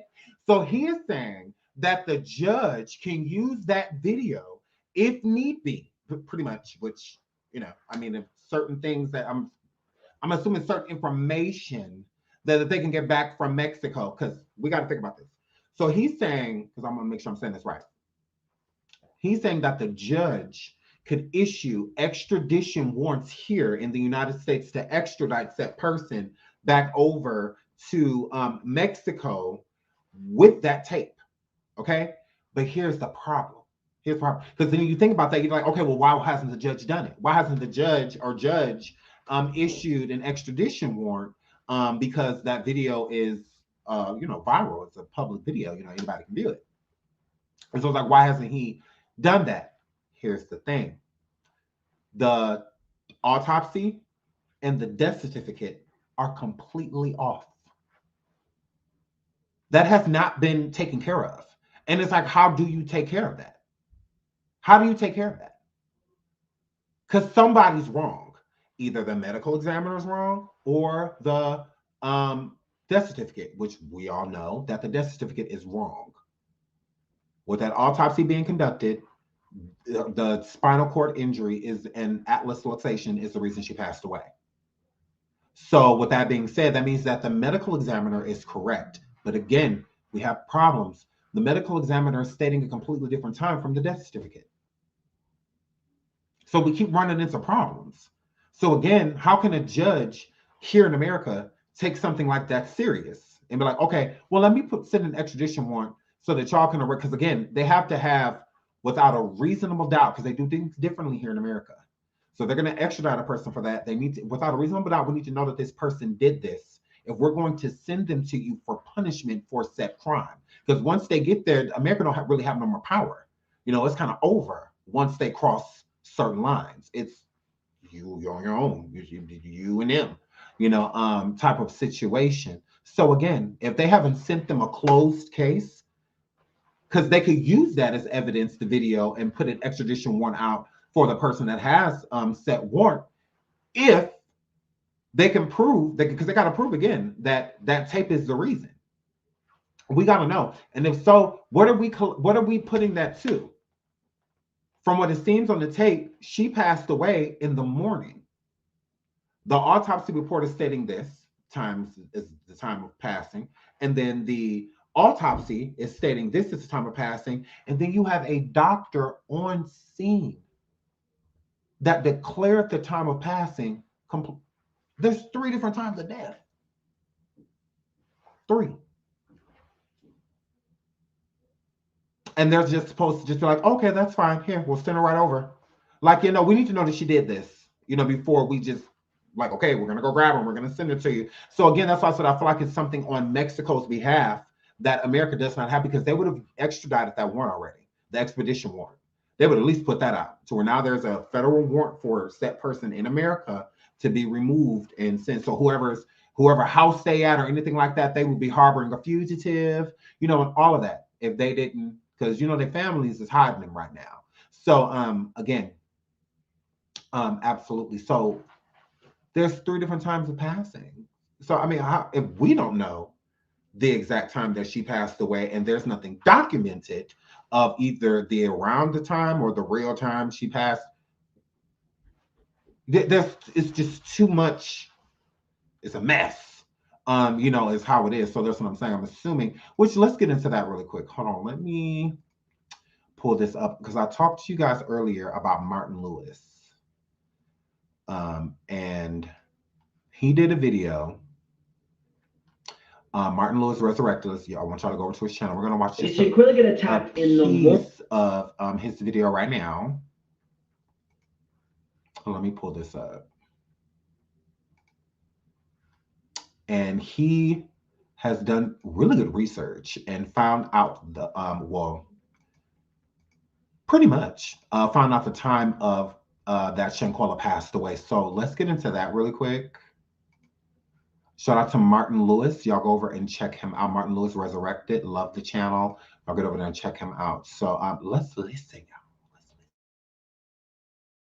Morning or in the afternoon. This has been on my mind so much, and I've been trying to work it out ever since Gerardo spoke about the maid finding her and how he feels that she died between 9 and 12, etc. The body was found the same position where she fell, which was sitting down. That's exactly how they found the body. That's where they found her. She died between 7 a.m. to 12 p.m.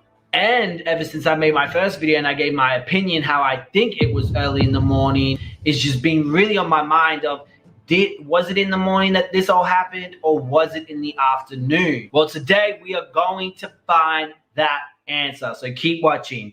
So I'm screen recording right now, and I'm using Google Maps. So I can show you, this is the place the villa that they were staying, Villa 32, okay? The pool. By the way, everyone keeps saying it was a 2-story building. It's not. It's a 1-story and a balcony on the top. So I guess you might consider it 2 stories, but there's no bedroom upstairs, nothing like that. Everything is on a ground level, and the building is like, the villa is kind of like on the mountain. So you kind of, if you're standing in their living room, you don't see the pathway or the road or whatever. You basically see the ocean. So the way it's designed is really nice. So I just wanted to point that out there. So that's the building right there, as you can see. Now, we want to go into an app.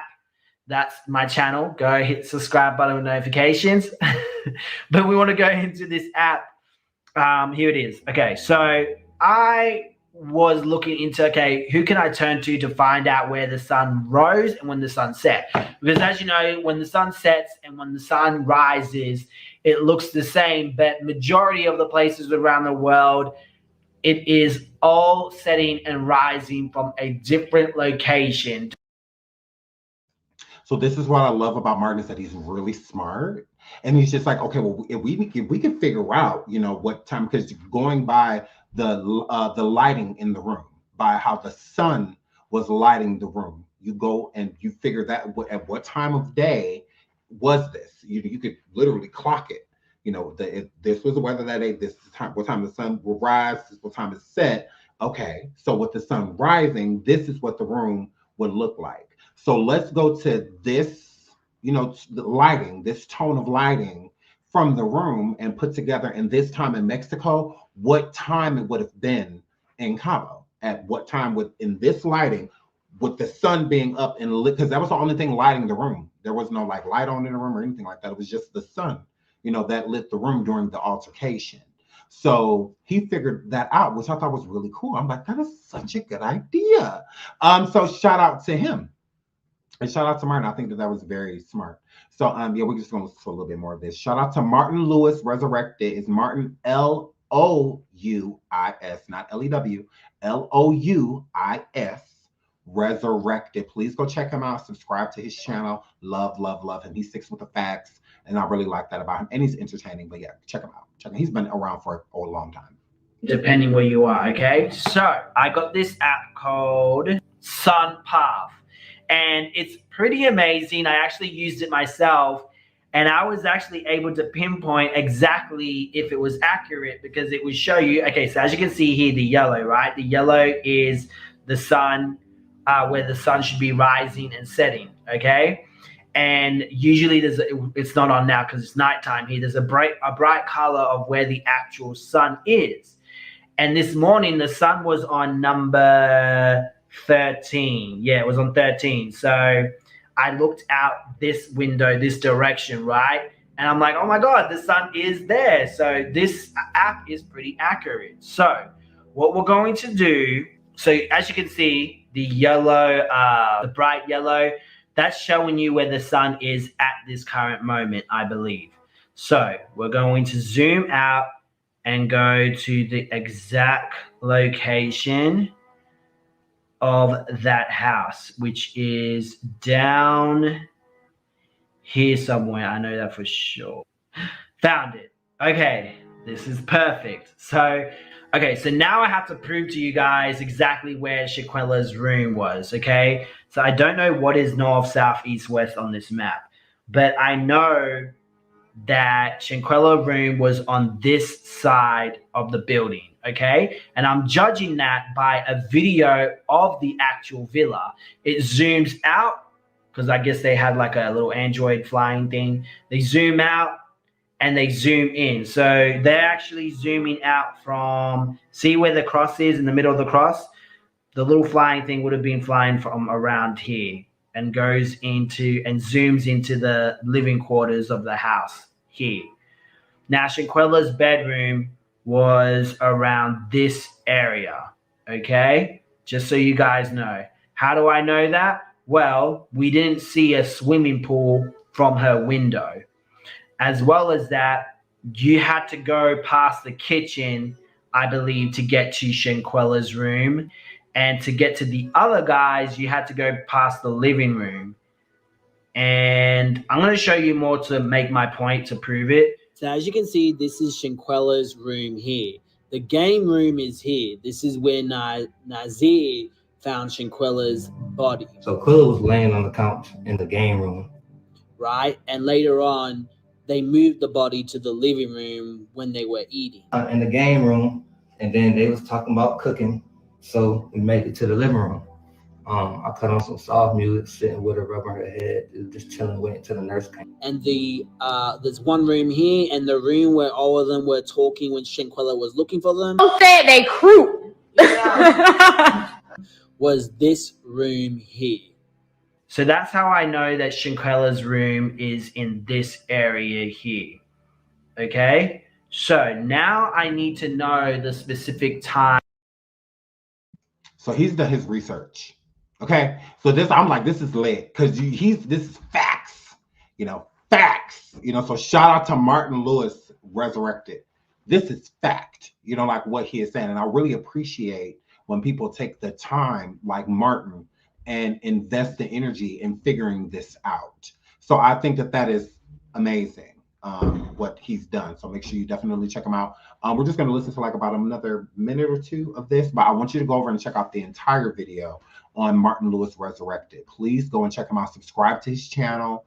He's talked about topics on Shanquella, you know, and whatnot. He's thorough. I like that about him. So yeah, please check out Martin Lewis Resurrected. Please check him out. Time and day. It could either be the next day or the day after. So let's go into this. Enable date and time. Let's do that. Okay, so it would have been October 2022, around the 28th, correct? See, as you can see, there's not much a difference if it was the 27th or if it was the 28th. So let's change the time to if it was AM. Let's have a look. What it will look like if it was AM. Display local time at specific location. It was in the morning. Oh my God, I had to fix that and change the settings around. It was in the morning. Okay, I'm about to make this factual. So when we zoom into the room, her room is facing ocean view. As you can see, that's the sunlight coming in. It's coming in from this direction, shining into her room. And that's why it's on the back of the corner of the room. The sun glare is on that wall because it was early in the morning when this happened. And the window actually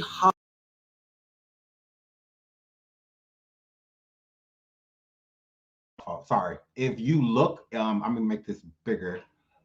The setting that he has, if you look at the bottom of the screen, it says 8 a.m. 8 a.m.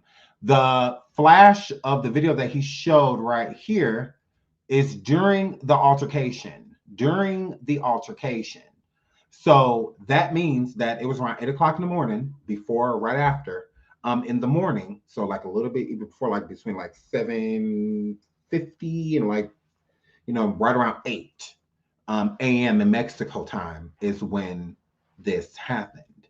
So again, Shanquella passed away in the morning, and you could tell by the lighting in the room. I said that 15, 16 videos ago about Shanquella, like you could tell it was early in the morning. And again, what gave that away as well is that her family stated that she did sleep in the nude. She was nude, and the assault happened in her room, you know, in the villa or the queen, the suite, you know, that she was in. It happened in there. So again, early in the morning, 8 o'clock. So Shanquella, depending on what they did before or however long the conversation lasted before they actually pull her out of bed, you know, and whatnot, I would say around maybe 9 o'clock, she was gone. Maybe since like 9 o'clock in the morning, maybe a little bit after.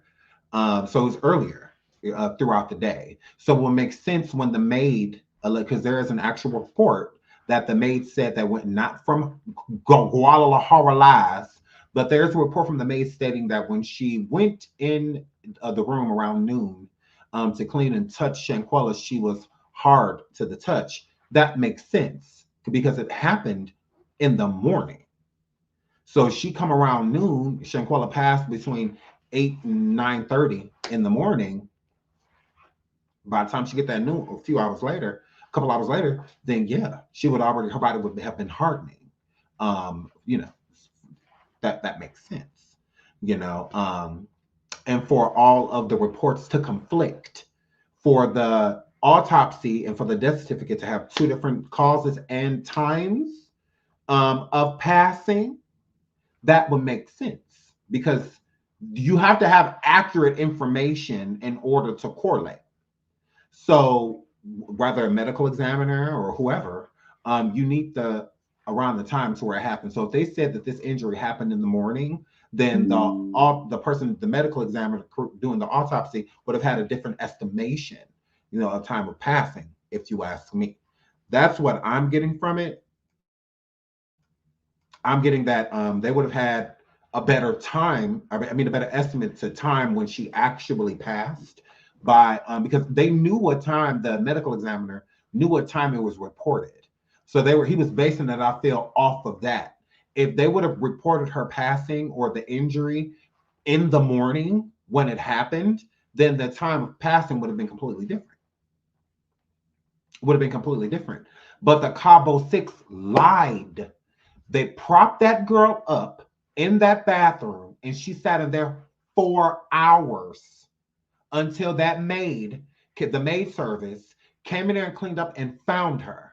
They went and alerted the friends that Shanquella was in there, slumped over that toilet, although she was hard to the touch. Went in there and told the friends. Then the friends came back and said, like, oh, she wasn't feeling well. Oh, she had alcohol poisoning. Is there anybody we could call? She had already been sitting there for hours. And then who knows how long it took them to finally get the gust, because I believe that, honestly, in my opinion, I believe they had somebody call. I believe Winter had one of the maid service people or front desk, somebody call that Dr. Kevorkian, Dr. Carolina Kevorkian. That's what I believe. I believe she did. That's why they say that she's the one who actually called her. I don't think she literally called her. I think she had her called. Type of situation. But they, again, none of them wanted to be connected to Shanquella passing. So they needed somebody else to find her. So it could look like they had nothing to do with it. So if we find her, then it'll look suspicious. People will have questions. But if somebody else finds her, then it's more so of they're the witness to whatever was seen. We weren't there. So they could corroborate our story and be like, oh, she was in there throwing up. Or she was in there sick whole time the girl passed away, So they didn't want to be attached, to it. So they wanted somebody else to find her. So the maids did. After the maids find her, that's when they went to them and speak to the maids. And the maids know that they have doctors that come, because how will Winter and them know that? They wouldn't. That would have to have been a question that they had for the service. And they told the maid services that she was okay, that she, that she was just sick from alcohol. You know anybody we could call? Is there any like in-house nurse or service that we could get to come and check on her? Oh yes, see. So they, take them a little time. They contact the lady. The lady end up coming, and whatnot. And then, they know what happened at that. But again, they didn't want to be attached to it. And with them calling a doctor and whatnot, again, we didn't know the real reason Shanquella had passed into the autopsy. So with them calling doctors and whatnot, it does make them look like concerned friends.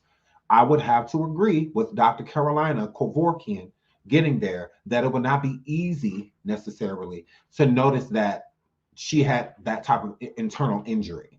Because again, it's internal. It's not something that you can see. I mean, depending on how you look. I mean, how the situation looked. But it's not something that you're just going to look right at a person and be like, oh, that's internal decapitation. Like, no.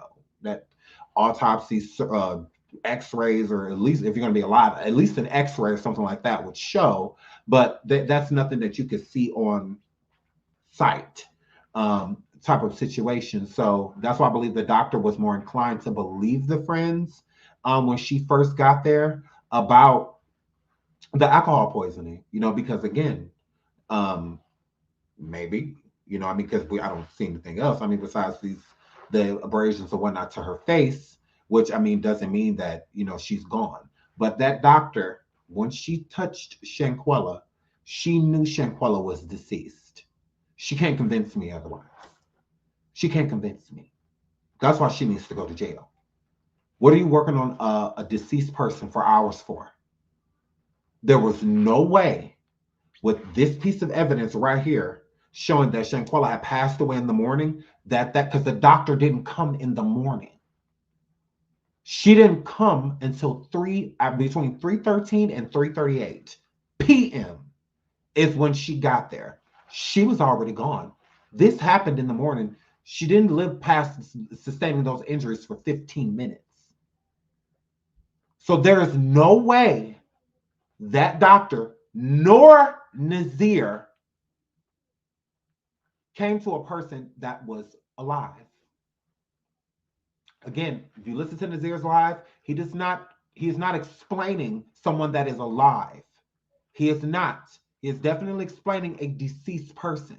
The only reason Nazir still felt that there was any life still in Shanquella is because that doctor lied and said it.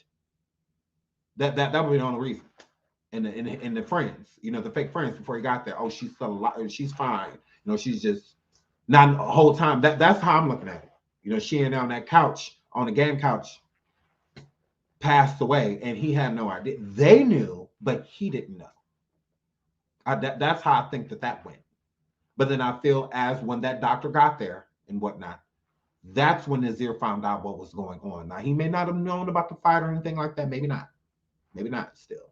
But he known that it was not alcohol poisoning. He knew it was not of natural causes. Because why is y'all saying this type of stuff? Why y'all acting like this? Why this person like this?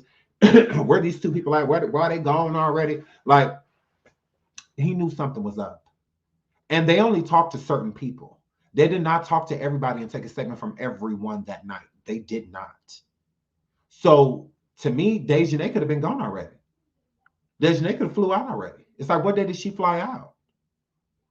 I mean, because she's not stated in those reports. It's not stated that Dejanay gave a report. Winter, from what I gather, Winter and the doctor are the only two people that gave, and Khalil, my fault. Winter, Khalil, and the doctor are the only. Where was Malik? Where was Elise? Where was Dejanay? Where was they at already? Because it's rumored that 3 people, well, was it 2? 2, I believe was, flew out on Saturday. And then everybody else flew out on Sunday. And it happened on Saturday. So they wanted to get out of there as soon as possible. As soon as possible. And again, at that point, no crime was mentioned. So there was no reason for the airport or anybody to withhold their passports or for the police to get.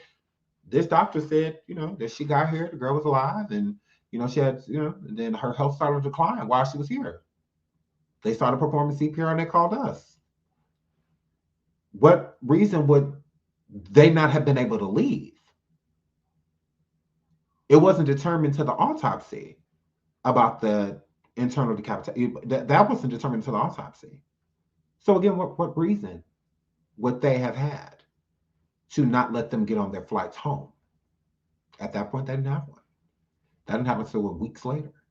So a week and a half, 2 weeks, 3 weeks later. So again, but shout out to Martin Lewis Resurrected, because this shows proof that this happened in the morning. It did. And this is the video that Nancy Grace and the medical experts and whatnot, and the crime scene experts, injury experts, have stated that in that video, Shanquella lost her life. Like, it was the beginning of her losing, not like she literally passed away, but it was in the process. Between 10 to 15 minutes after that video, she was going, if she lived that long, type of situation. Because again, eternal decap, that's pretty major. So a major, like literally life-taking injury. So that means it happened in the morning. It definitely did. So Nazir's not lying when he said he wasn't there. He wasn't. He wasn't. People keep saying like, oh no, he was there because it happened. No, it didn't happen. It happened in the morning. It definitely did. I'm willing to bet anything on it. It happened in the morning. It did. So again, Nazir was telling the truth about that. I do think that they lied to him when he got there, but he knew what was up later. Not right away. I will give him that. But you found out what was going on before you left there. That I'm not willing to hear. But let's get back into Nancy Grace. Hold on, I have to find my place, but I'll find January, author of Flying Solo, Top of the World. Families with an updated vaccine. National investigation. Who registered at the hotel?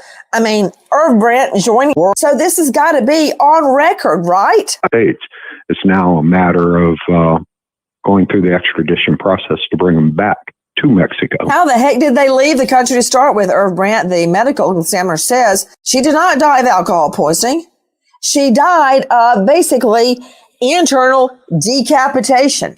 Her head was disconnected from her body, and then they hop on a plane and take off? Yes, it's actually that simple.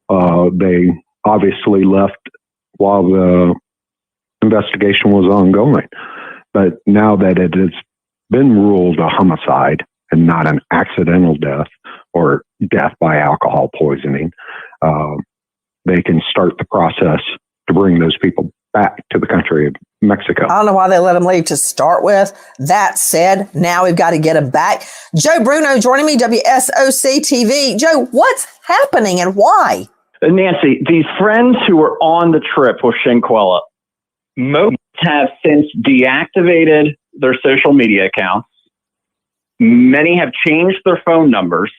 And I have been to the homes of 5 of the 6 of them, addresses associated with these people on the trip, and they are no longer there. You mean they no longer live there or they're hiding out? They are either not answering or neighbors have not seen them in weeks. Okay, you know what? Dr. Bethany Marshall, psychoanalyst, joining me out of LA at drbethanymarshall.com. Dr. Bethany, there's nothing that screams, I did it, more than deactivating all your social and changing your cell number. And just disappearing. Nancy, can you imagine going on a trip out of the country with a friend? That friend is sick or dies and you flee? I mean, that speaks volumes. Even if there was no video. That does speak volumes. It screams guilt. It just screams guilt. You have so-called friends who leave somebody in an ambulance. I mean, just picture that for a second. I mean, that is so profound. Then they go back to their mommy's homes.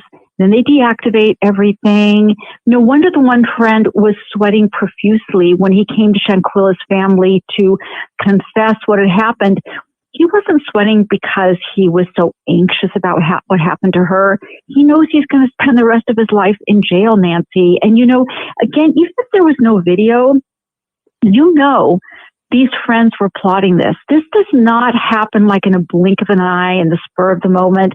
These friends were probably deriding Shanquella, saying horrible things about her, taking unflattering photographs, maybe not consciously planning to kill her, but at some sort of pre-conscious level, the attack was being planned. And I think that's what's so, you know, horrible about this is she was sort of like the lamb to the slaughter. She had no idea. She called her mom and said she was about to eat tacos. She was having the happiest moments with new friends. I mean, if you ever hung out with new friends, it's so exciting to be with them and to get to know new people. And these new people were plotting against her all the while. What do we know about arrest warrants coming out of Mexico? Take a listen to our cut 43. This is Megan Bragg, WCNC. This is the article that has been... Okay. What information about an arrest of Robinson's, quote, who is the direct aggressor, which I take to mean the woman beating her in the head in the video,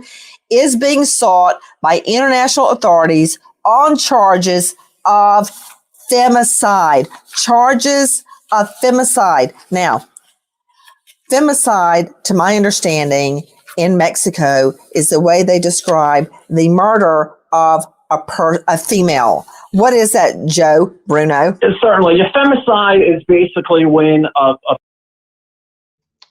Sorry, I have to pause that really quick. We'll get right back into that. So I agree with you. I think that they did plan on, you know, doing that, but not taking her life. Couldn't agree more. But it's like, is that true though? Because if you think about it, is it Georgette? If you think about it, isn't that even more reason to tell the truth? Gotta think about that though. It's even more reason to tell the truth that this was an accident, that this was not deliberate. It was an accident. So with accidents, you can ask for help when you mess up. When you are doing something deliberate, that means you're planning it. So what they did to her, no, I don't think that they meant to take her life either. But they did mean to cover it up. They did mean to do that. Everything that they did after, it was no longer an accident. It's deliberate. This is murder now. Before, if they would have reported it and just called the police and told the police what happened and tried to get her medical assistance immediately, then yeah, that's an accident. That's not deliberate. But to do that and then cover it up after, it's not an accident anymore. Oh no, it's not. It was an accident, but it's not an accident anymore. When you go into the mindset of now I have to cover this up, there's no innocence to this anymore. You know, people would have been more understanding if D3ATH and the Cabo 6 would have contacted the police and got medical authorities involved with Shanquella immediately, instead of sitting there letting that girl suffer, propping her body up, recording her in the nude, getting into physical. Those people didn't care about that girl at all. None of them. No one was her friend. No one. And remorse is not calling because you have to. Remorse is doing something immediately. Immediately. Calling the police, immediately getting the ambulance or someone here to help her. That's remorse. That's accident. This was not supposed to happen. This was not my intention, you know. And then it's recorded, like it's on tape. You know, if you're doing this too, even more reason to where all of them hightailed it out of there. No one told the truth. Everybody left. So it may not have started as a plan to take her life, but that's exactly what they did.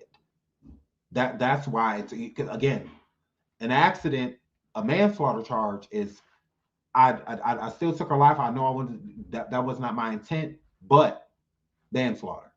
Murder is covering it up. Because that's a meditation. That you thought about that. You're like, you know what? We need to do ... And that's exactly what they did. So it's no longer an accident, if you ask me. All of them need to go down. All of them. I do not believe the intent of physically harming Shanquella was to end her, but that's what happened. Them hiding what they did to her was deliberate. That is why they need to pay. Every single last one of them. Every single last one of them. Everybody.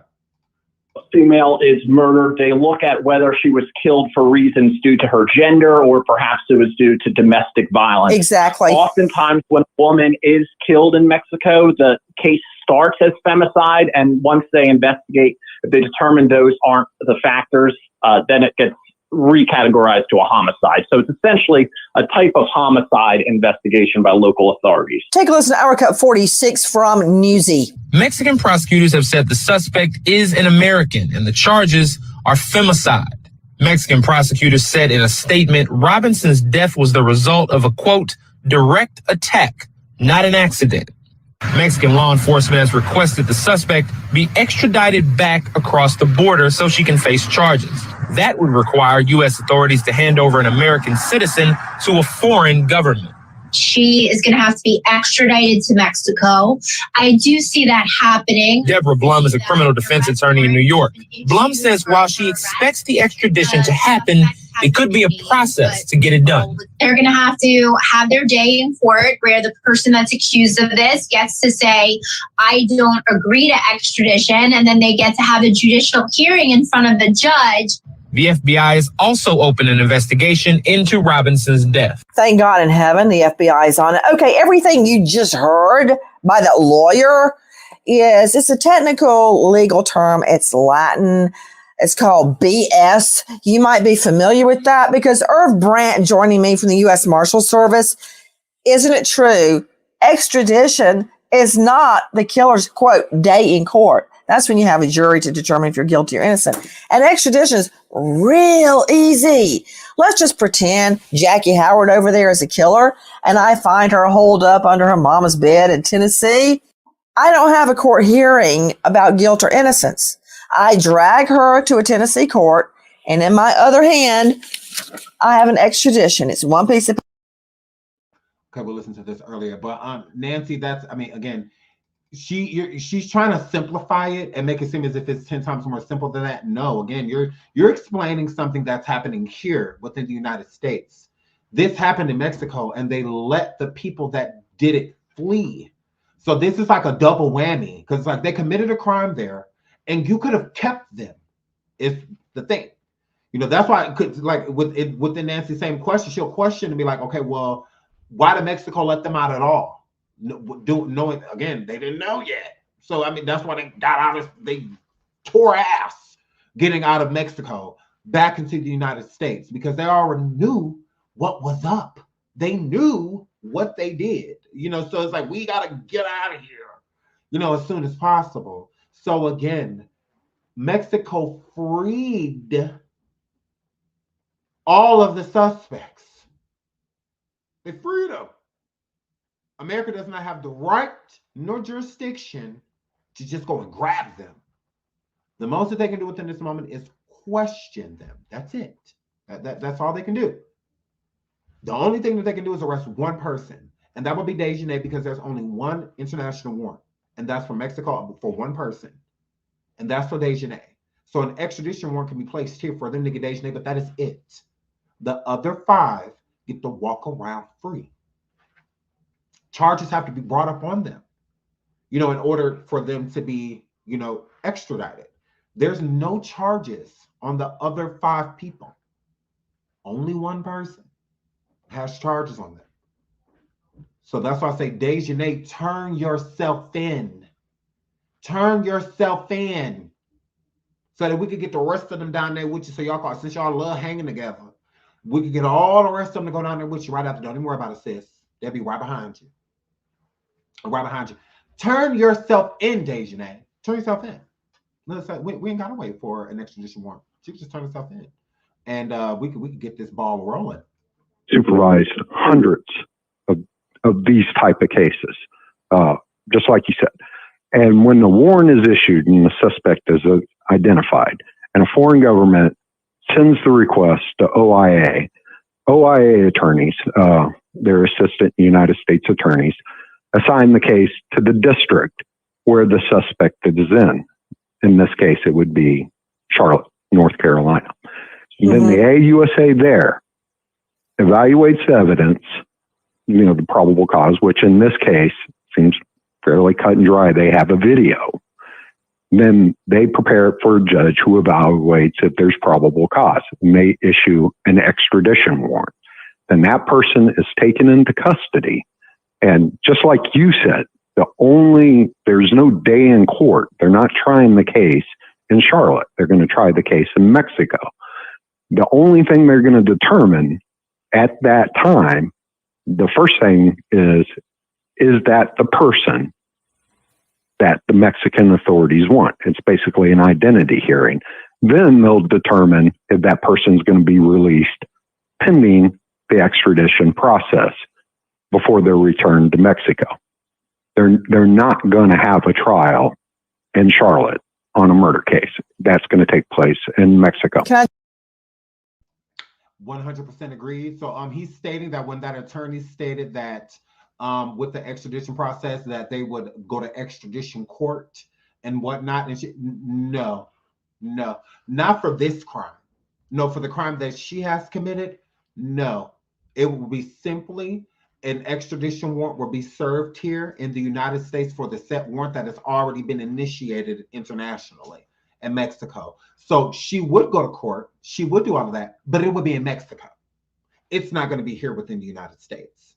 Because again, Mexico is prosecuting her, not the United States. The United States extradition warrant is for extradition, not for homicide or murder or any of that. No, it is a warrant to arrest this person to extradite.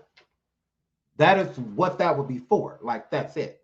Like, it's not like, that America will be filing murder charges again. No, that's not what's going down. That's not what will be happening. So whatever rights, rather, because that's if the crime happens here, to where you get those rights of extradition. So say the Dejanay and them are from Mexico and they committed said crime here in the United States. They would go to extradition court here because they would be given certain rights from the United States. So that would happen here. The crime didn't happen here. So they would have to go to court. And if the extradition is unfair and stuff like that, and they got those options will be Mexico. And Mexico don't get those type of options. Mexico, no. They're not about to go to court with Dejanay and be like, do you feel like this extradition is fair? So if not, we'll send you. No, they're not going to ask her anything. They don't care. They absolutely don't care. She's really wanted, like, if America's most wanted, she's Mexico's most wanted. Like, they want her type of situation. She has that's a big warrant that they have out for Dejanay in Mexico, federal. So yeah, they want her bad, really badly. And she knows that. That's why she's in hiding. So again, with the extradition warrant, that's all it would be for, just to arrest. And they will find, you can run, but you cannot hide. Oh, they will find them. Just at this point, there's really no reason for them to be kicking down doors and stuff. There's no reason for that. And when the extradition warrant comes out, then yeah, that's when they get to kick on those. But at this point, a moment in time, in America, there's no crime. So that's how America's going to treat it until that extradition warrant comes out. And then they're going to go arrest them so that they can go to the people that's going to charge them for said crime. America is not, but let's keep listening. Just answer that real question really fast. HELLNO, once they get them in court, they're not going to be released. Highly unlikely. They are getting on a bus to take them to a plane, to have them handcuffed on the plane and taken to Mexico.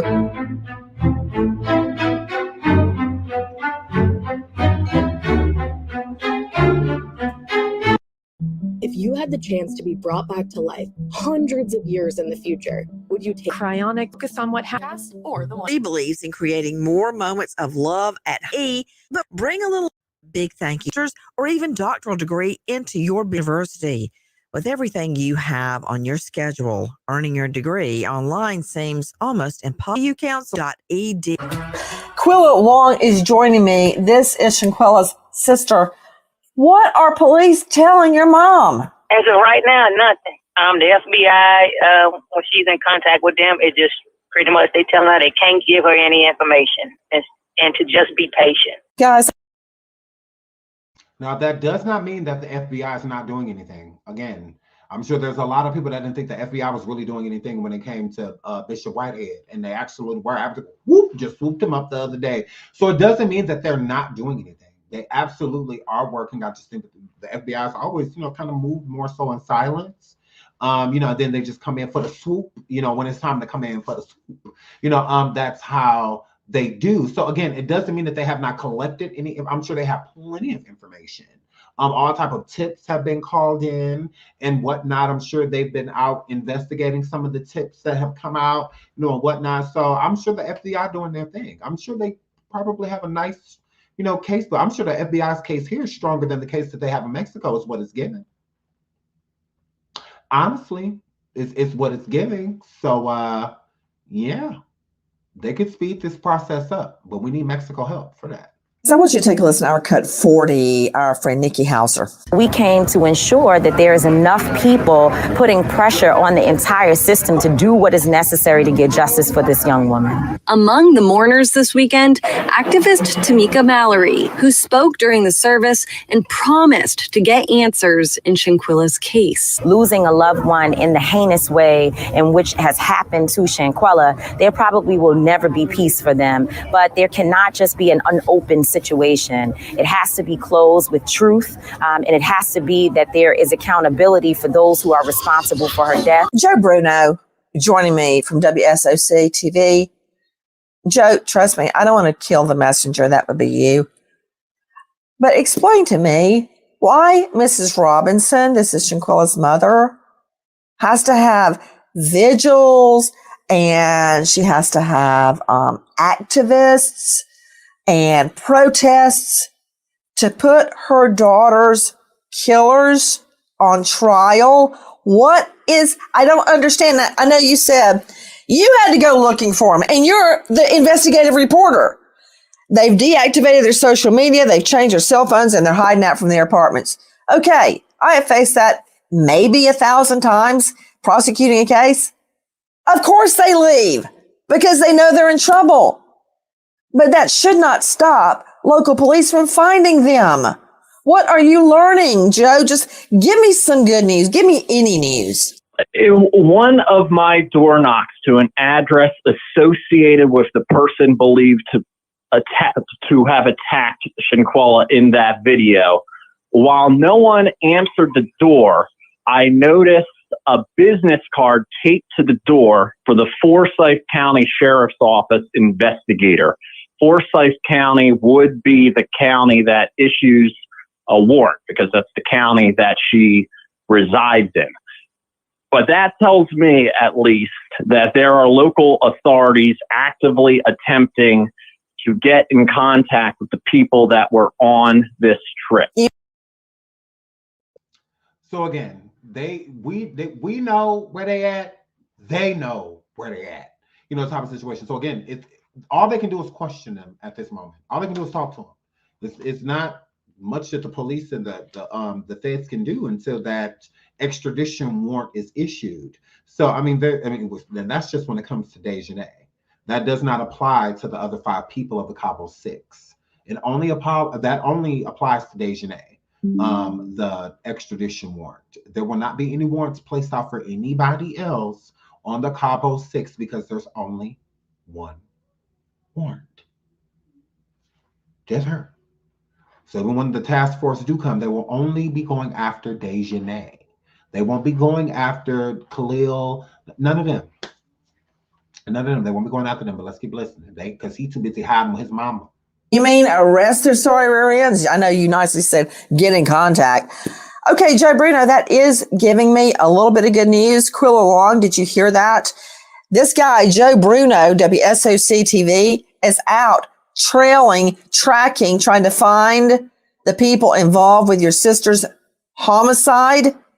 And he could tell that at least in one instance, the cops had already been there. Local cops. That's what we need. Local cops finding them, getting them to court, because there are arrest warrants. We just need them extradited. What about that, Quilla? That's a start. I mean, because before Joe Bruno information, I really didn't think they was doing anything, looking for anybody. I can't believe that it's taking this long. And Dr. Bethany Marshall, psychoanalyst to the stars, joining us out of Beverly Hills. You can find her at drbethanymarshall.com, unless you want to watch her on Netflix on Bling Empire. Dr. Bethany, that's a sad how do you do that the dead girl's sister and mother have to find out from WSOC, Joe Bruno, no offense to you, Bruno, that the cops are trying to find these women. I mean, and the one guy. Why do they have to hear it here on Crime Stories? You know, Nancy, obviously I've never worked for the DOJ, but when I heard there is a business card tacked to one of the perps' doors, it seems just so paltry and so small, because you know these perpetrators, just like they videotaped everything, you know there's a web expanding outwards to their friends, their family, frantic calls, people they're trying to get in touch with to kind of cover up their tracks.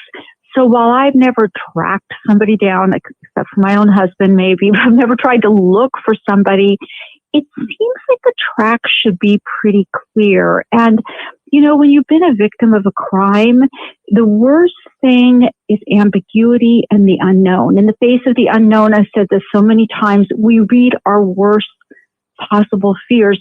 Give the family something, give them a little drop of hope, a little tidbit, something that they can hold on to. Well, you know, another thing too, Irv Brandt joining me, Senior Inspector at U.S. Marshal Service International Investigations Branch, was Chief Inspector at DOJ, Department of Justice, International Affairs. It goes on and on. He was also at the U.S. Embassy in Kingston, Jamaica. This happened in Mexico near Cabo.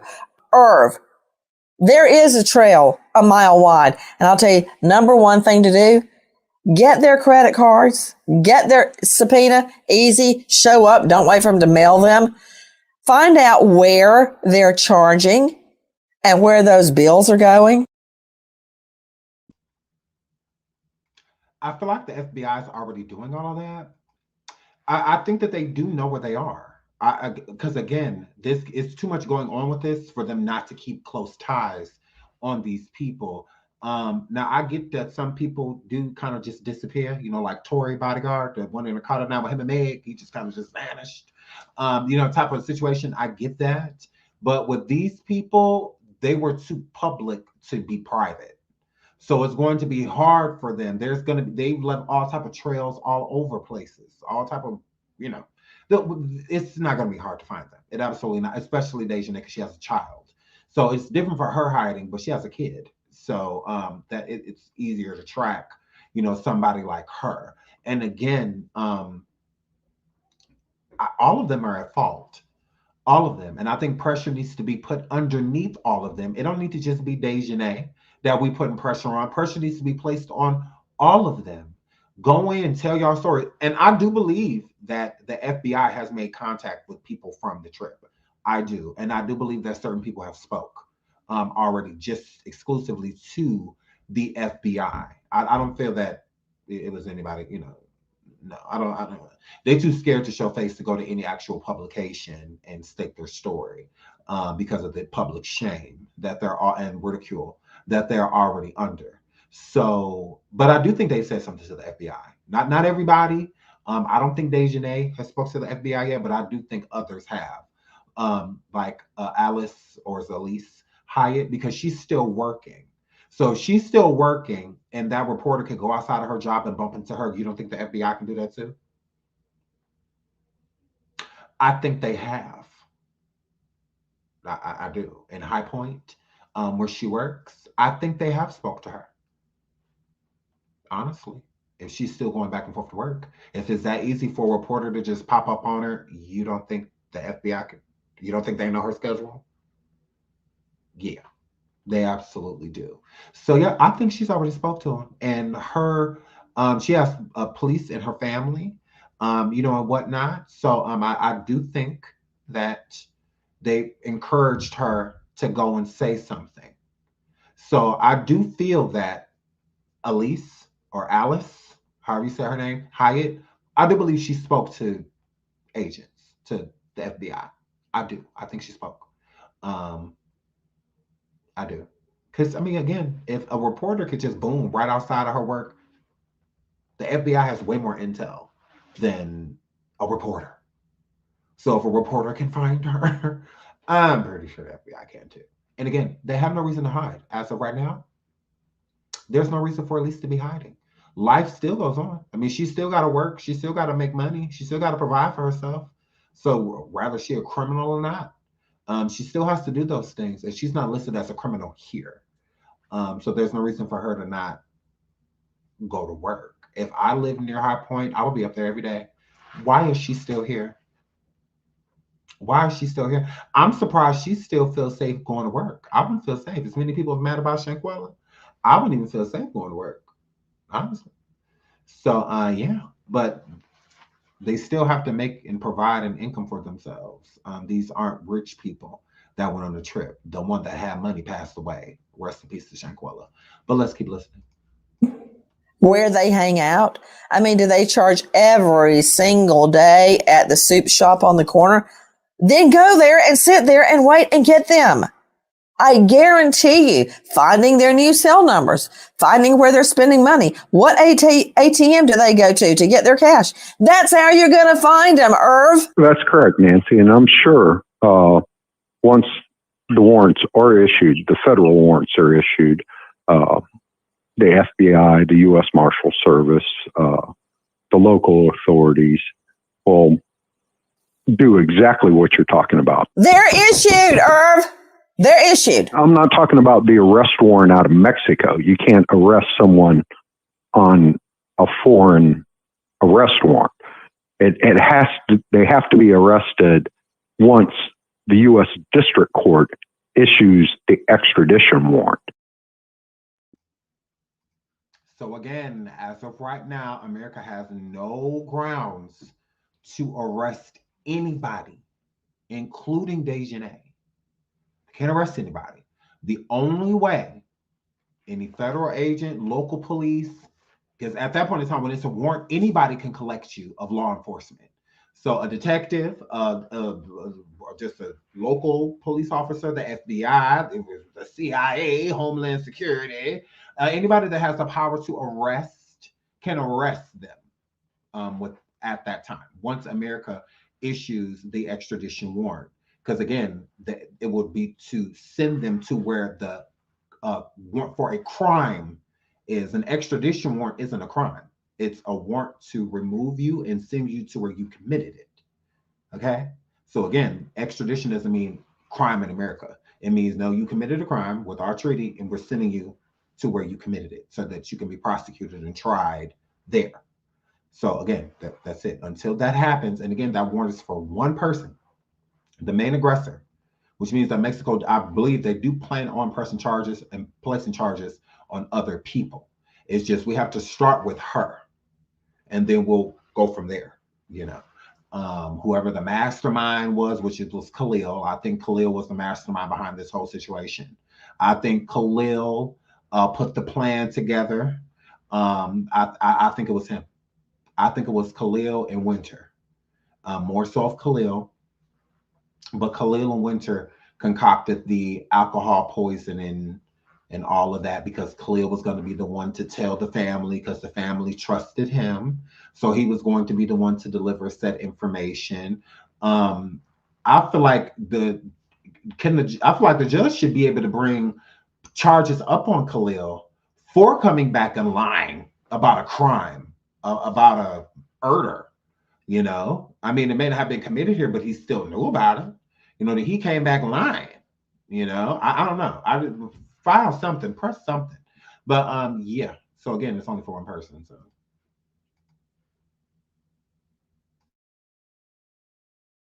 both reviewed the video that these idiots shot while Shanquella is being killed. I'm just going to go out on a limb because according to the autopsy report, she died within 15 minutes of the blow to the head.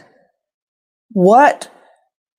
And I try not to do it, Dr. Gallagher, but I keep putting my little girl, I keep thinking, what if I was having to look at this video and it was my girl or my son?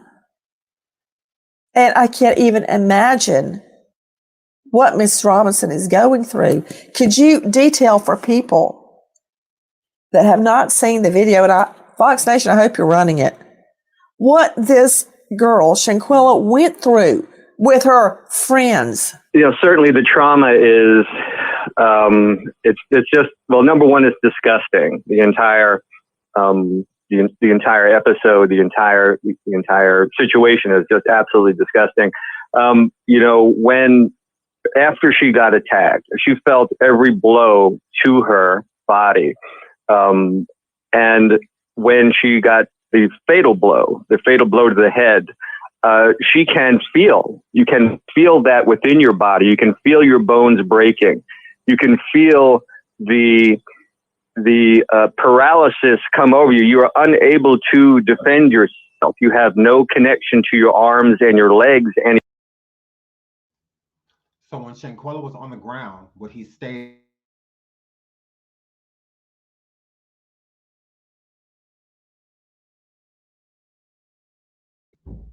I don't know what's going on.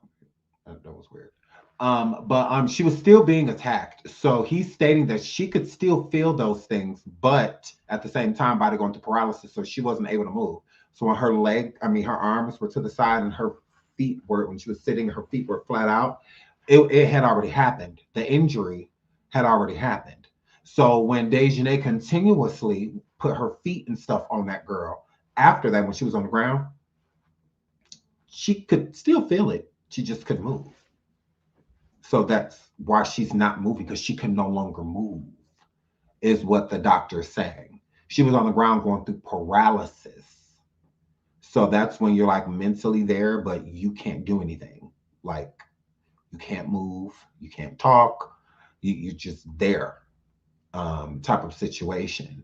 And when you have that type of injury, like you said, with the bones crushing and whatnot, Shanquella felt all of that.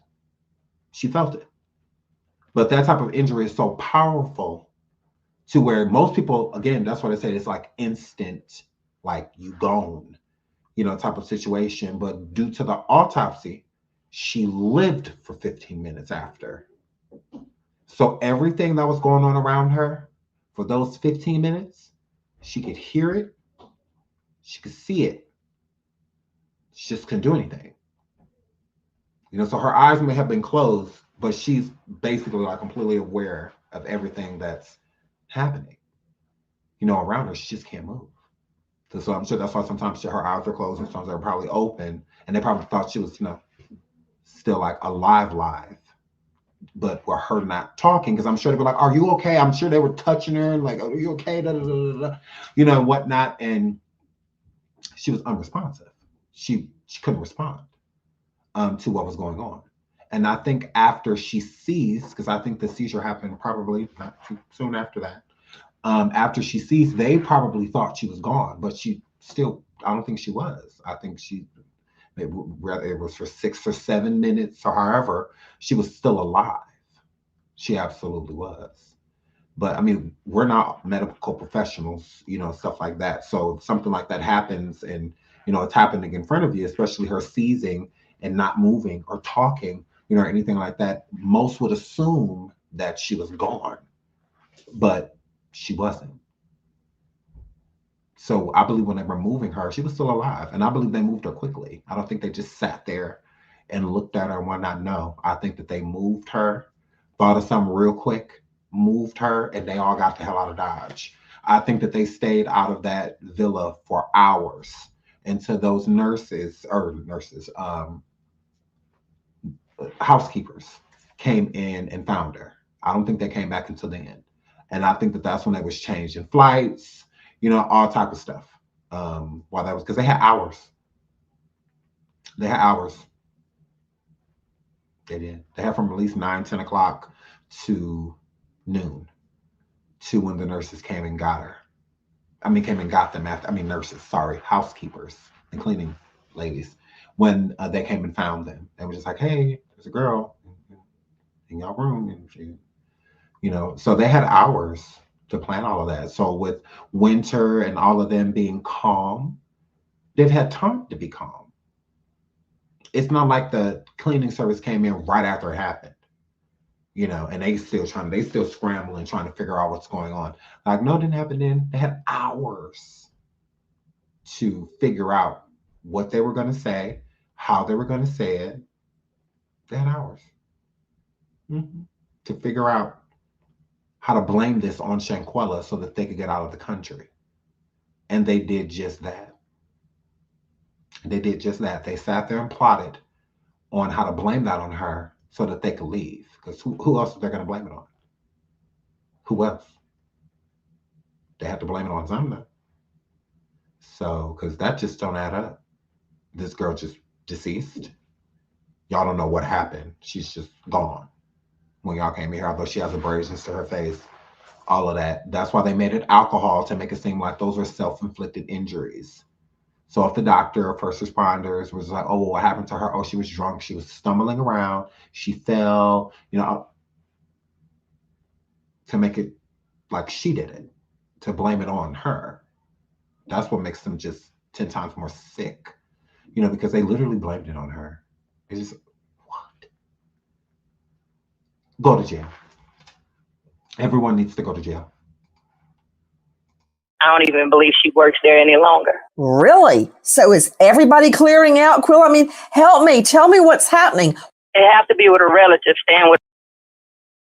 Hold on, they talking about the whereabouts of the Cabo 6. Let me rewind that part real quick. They talking about the whereabouts of the Cabo 6, Khalil especially. The defendants, because they are obstructing justice. Quill Long, what about this guy, this friend guy? Who is he? Don't y'all know where he lives? Yes, but he's no longer in that house. I bet he's not. They have to be with a relative, staying with a relative. I don't even think his mama is even going to work. Last thing I heard, that I don't even believe she works there any longer. Really? So is everybody clearing out, Quill? I mean, help me. Tell me what's happening. What do you know? You know these other women went to college with her. And I would say, you know, they have college degrees, so they're not complete idiots. They did video a homicide, so they may be back in the idiot category. Everybody needs to be arrested, even Khalil Mammy, because she's a mammy. She's not a mom, just like Nazir. Y'all got mammies. Y'all don't have moms. I could not protect my kid. I couldn't do it. If my kid was a Cabo 6, my right hand of God, I would turn them in. I would. Because if, God forbid, anything like that happens to one of my children, but I would want it taken care of. I would want justice for my kid. So it's the same thing. For these parents, they are mammies. For Khalil's mom to allegedly have quit her job and go hide with Khalil, like that's that mammy-ish. Because a real mother would never do that. A real mother will hold their kid accountable for what happened. Like, no, you gotta look. I love you, I do, but we can't do this. It's better to just get yourself right with the Lord and right with yourself and right with this victim's family. You may not have done it, but you've done enough. You've done enough. Just because it didn't happen by your hand doesn't mean it didn't happen by your hand. Meaning that when they did that, when Dejanay was doing what she was doing to her, by your hand, you could have stopped it. By your hand, you could have called the ambulance right away. By your hand, you could have called the police. You chose not to do any of those things, so your hands are just as dirty. Because I'm not raising my kid to do nothing like that. So they get it from somewhere. All of them have the same mentality to leave that girl. It's coming from somewhere. Very selfish. And for these parents to be taking these kids of theirs and hiding with them and hiding them in places, and whatnot. What is that teaching them? There's no accountability for what they've done. What are you protecting? Think about who you're protecting. You got to think about that type of stuff.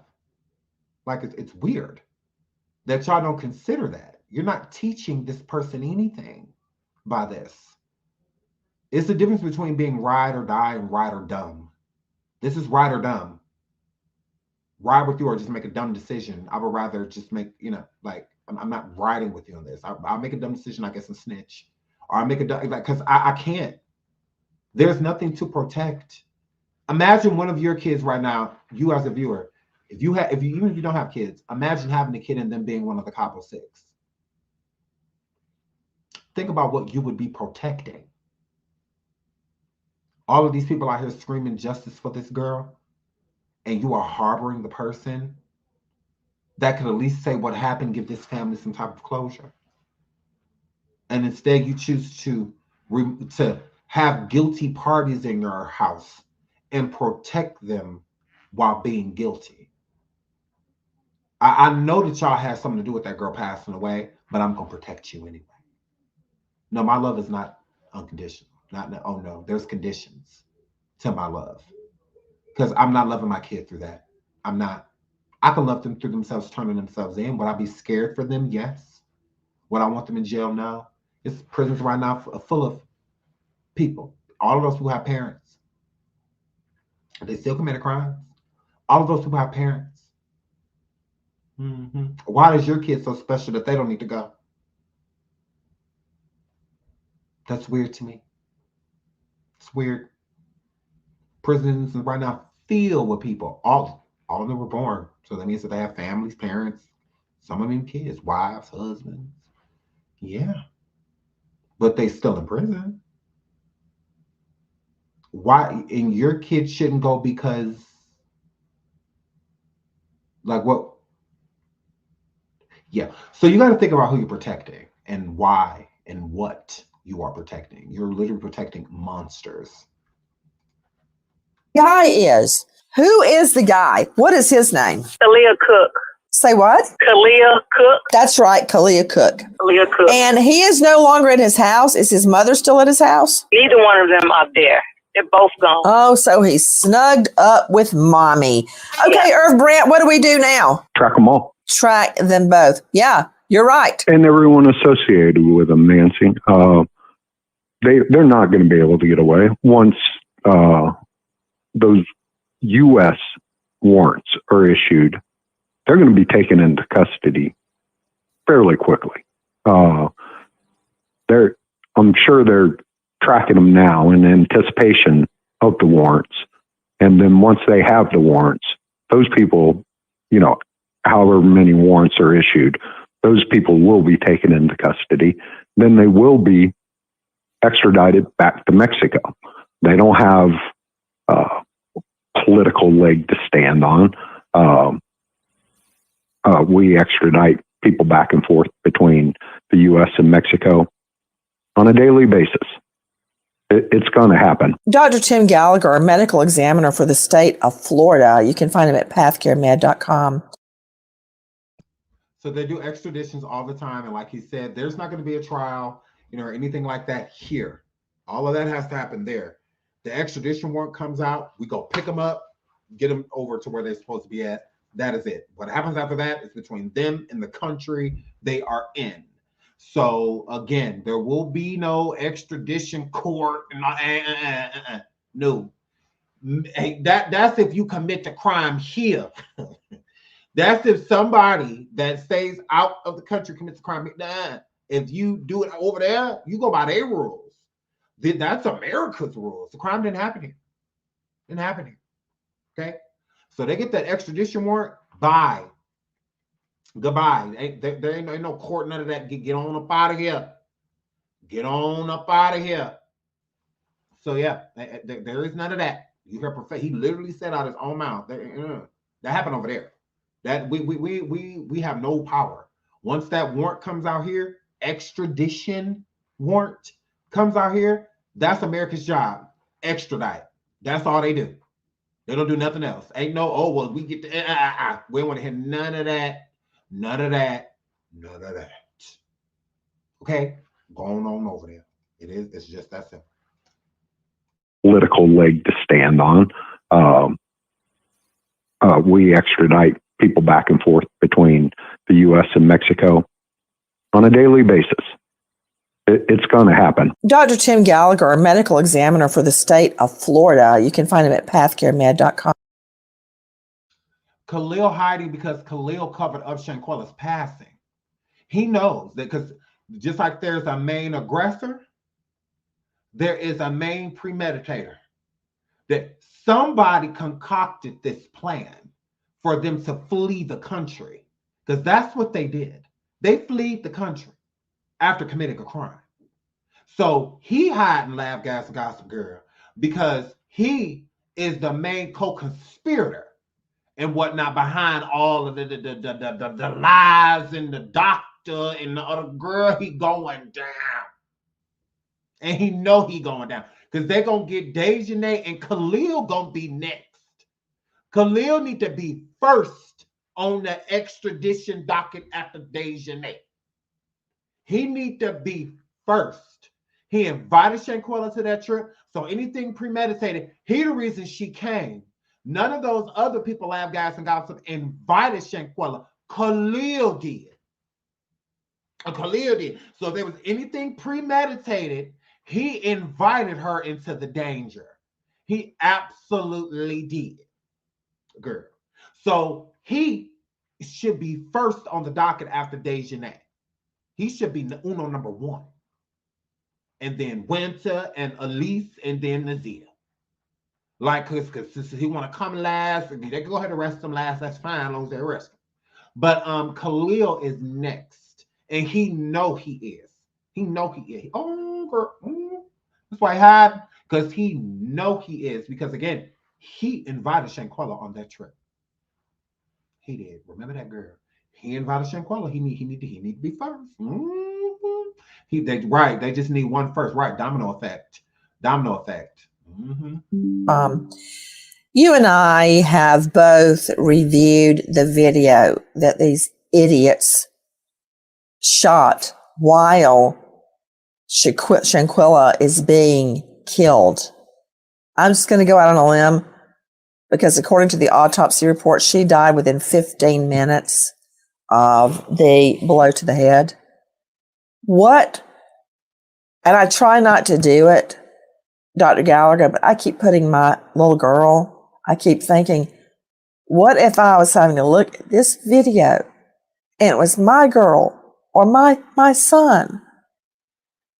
And I can't even imagine what Miss Robinson is going through. Could you detail for people that have not seen the video, and Fox Nation, I hope you're running it, what this girl, No, Khalil was more so of like the host of the event, although Shanquella basically paid for it. He put that together because he worked with he was working with Nazir and he was close with, and he invited Malik, and Malik is close to Dejanay, you know, what they're best friends, you know, whatnot. So it was more, all of the people that came on that trip except Shanquella came because of Khalil. Khalil invited all of them because, again, it was Nazir's birthday and Dejanay's birthday. So they were celebrating their birthdays. So yeah, no. Shanquella was invited by Khalil onto this trip. It's the only reason she went is because Khalil wanted her to be there. So yeah, no, you would think that they invited her because it wasn't about Shanquella, it was about them.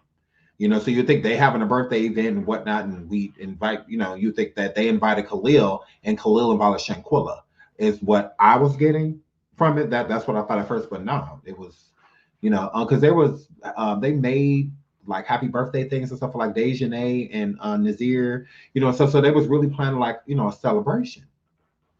And so that's why I was thinking at first, I'm like, okay, well, maybe was this some trouble because Shanquella got the biggest suite and they felt like, and because that's why I felt like Dejanay, honestly, I thought Dejanay was putting her hands on Shanquella because Shanquella got the biggest suite and whatnot, and it was Dejanay's birthday.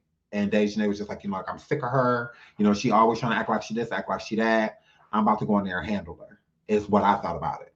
And when things first transpired, that's what I thought. I thought Dejanay was jealous because it's my birthday weekend, and why she got the biggest room, you know, all this because she paid for it. Like, if you wanted the biggest room, you know, you could. So that's what I thought it was over. But now I don't think it's that anymore. I think it was something completely different. I think they had already, you know, had issue with her before they got there. Because again, Shanquella had the biggest room because she paid for it. Not like anybody could have had that room, or Nazir Dejanay should have got that room because, well, all they have to do is pay for it. Dejanay didn't have the room because she didn't pay for it. That's how I looked at it. Like she didn't pay for it. So that's why she wasn't in there. You know, Nazir didn't pay for it. So that's why he wasn't in there. You know, so I don't know.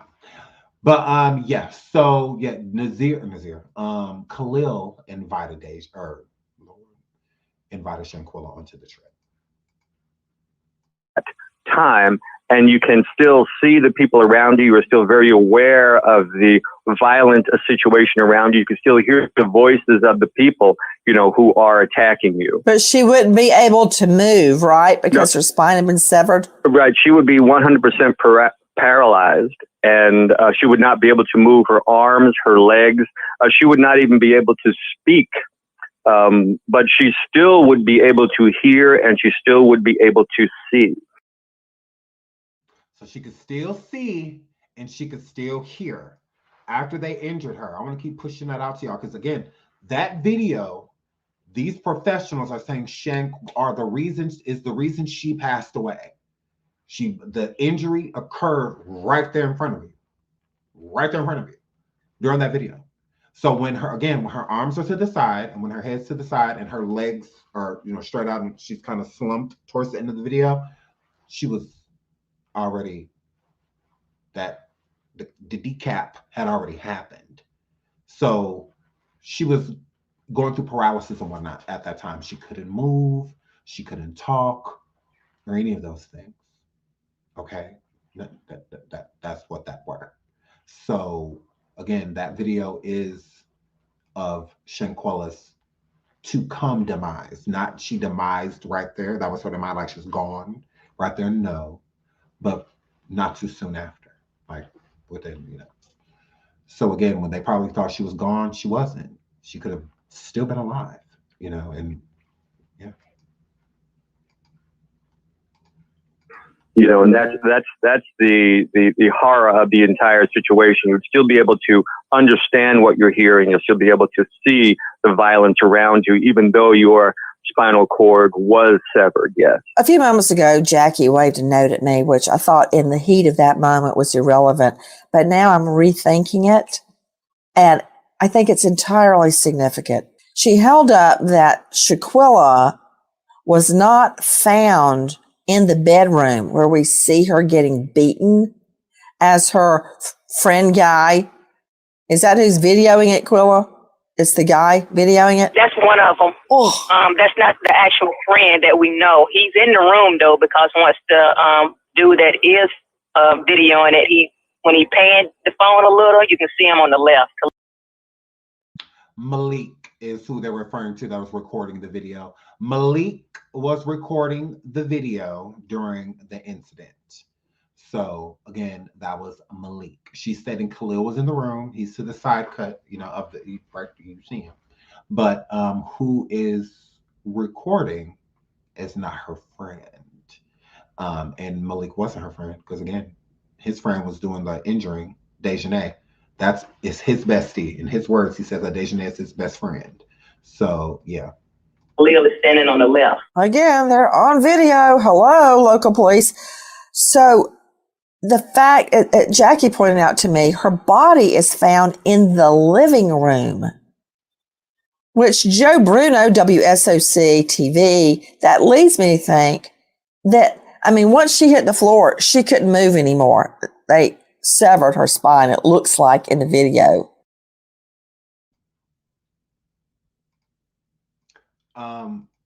It's right here because someone sent in the chat. It's at Crime Online is where I listen to Nancy Grace's podcast. Crime Online is where I go. Yay. Did they drag her into the living room to make it appear as if she had been in there? Not that they woke her up and then started attacking her, Joe, because Jackie's telling me that she's found on the living room floor. And that's from the autopsy report, right? It's in the, yes, it's Yep. listed there. Yeah, it is. She's right. What does that say to you, Joe Bruno? Oh, and is she found with her clothes on or off? Off, still off, Joe Bruno. Yeah, the medical examiner's report is clear as day. Found in her living room, died within 15 minutes of her injuries. I don't have any information on whether she was clothed or whether her body was moved. I do know that, and Quilla can also talk about this, that she had bumps on her face, her lips were cut. She clearly was showing signs of severe injury. Shanquella was moved multiple times. She absolutely was. And you know that she was removed. You know Shanquella was moved because if these people are telling us that she passed away due to internal decap, so her body was going through paralysis, so she couldn't move. That happened in her room. How in the did she get in the living room if she can't move?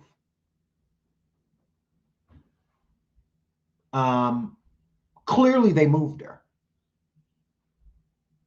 She couldn't move. She was going through paralysis. She only lived up to 15 minutes after her injury. How in the hell did she get in the living room? How did she get in there? It didn't happen there. The altercation did not happen in the living room. Didn't happen there. It happened in her bedroom, in her suite. So that's where they should have found her, in her suite. Nazir stated that they told him that the maids found her, which the maids is the one who called for Dr. Kevorkian to come. So Nazir, again, he may not have told the full truth, but even liars tell the truth. I believe that the maid service did come in and find her because it gave them more of an alibi. Honestly. Just me being honest. They moved her multiple times.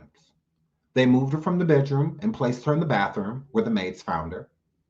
They removed her because the maids said that they touched her. They never said that they put her in a bed, they didn't touch her besides she was hard to touch, is what they stated. So that means, again, when they came back in there, the friends, they removed her from the toilet where they placed her in the first place to try to make it seem as if she was vomiting. So they moved her multiple times. And then Nazir stated that when he got there, she was in the game room. That's not the living room. So I believe the friends went and took her from the toilet after the maids came and told her, and took her to and propped her up in the game room, later in there on the sofa in the game room. So when Nazir got there, he rubbing all on her, all of that, playing her music or whatnot. That was all in the game room. He walked out the game room because he said that they were talking about cooking. So that means that they were going towards the kitchen. They didn't want to be where she was.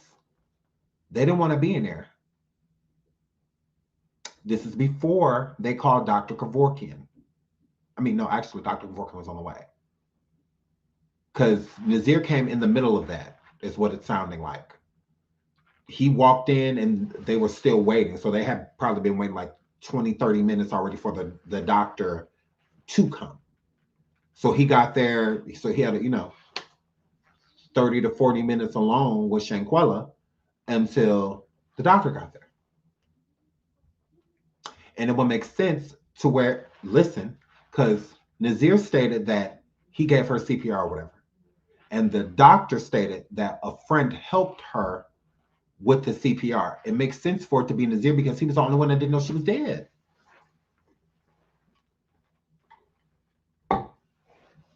He was the only one that didn't know. So it will make sense for him to be in there assisting with the CPR, and whatnot. That would make sense. They didn't want to touch her because they knew that she was gone. He was the only one that didn't know. So, yeah, they didn't want to put their mouth or anything, hands, nothing on a deceased person. They didn't want to do that because they knew she was gone. So they set Nazir up. They definitely did. Absolutely. They set Nazir up. They did. And I think Nazir's stupid. So he may not know when someone is, especially to me, I would have known. But I don't see how he did. He literally thought she was asleep. He never stated that she spoke, tried to speak, sat up, rolled around, nothing. She didn't move. He said, I'm like, Quilla, get up. Quilla, get up. Like, we came all the way out here, we thousands of miles away. You just go, no response. Because she passed. Like, she's not alive. But they lying to him, making him think, oh, she's just unconscious. She passed out. She got alcohol poisoning. We got a doctor coming. Okay. So looking at her, maybe he didn't notice right away. But if he said he was touching her, he knew. He knew. He knew. Yes. He knew something wasn't right. He if the alleged housekeeping touched her, and that freaked her out, like, oh my God, she's hard. Why is she hard? I don't know. So they may not exactly known, but when your body is alerting you or something, when your mind is just like, oh, something here ain't right. Something here ain't right. Something here ain't right. I think Nazir felt the same thing. Like, something here ain't right. This ain't making sense. This not adding up. And then figured out that she was gone. But with the doctor there, telling him, like, well, let's try CPR. Maybe he thought it was a way of them bringing her back. If it was just alcohol poisoning, maybe we could, help her, and to no avail. And she passed away. But she was already gone. But in his mind, she was passing at that time. I don't know. But I just don't feel that Nazir literally didn't know that Shanquella was deceased. You knew. You may not have known immediately, but you figured it out within, I would say, a 10-minute span. You figured it out, especially when you touched her. You knew. You knew. You knew. You're not fooling me. Know if she was clothed or not at the time the doctors got there, but since she died pretty quickly, I doubt it. Okay, Joe Bruno, I'm just stymied because I'm not sure what, if anything, is happening to bring this mother justice for her daughter. I mean, I don't know if you have children, but all I can think about is my children, one of them going away on a girl's getaway, and then suddenly I get a call, she's dead. It's incredibly frustrating to not be able to provide a lot of information or even have an inkling of what's going on. I hold on to the fact that I did find that business card taped to the door associated with one of the people that went on this trip. And also just this case has captivated Charlotte and really the world. Millions of people are watching this. Hundreds of people showed up to a vigil for Shanquella over the weekend. Black social media users in particular are demanding justice and keeping this story alive. And we are trying to do just that. Another vigil over the weekend where Shanquella's mother is just twisted in half with pain. Joe Bruno, who is responsible for the arrest? Charlotte PD? Irv Brandt, jump in. The FBI? Who should be arresting these people that were involved in her death? Oh, Nancy, any law enforcement, once the extradition warrant is issued, any law enforcement agency can execute the warrant.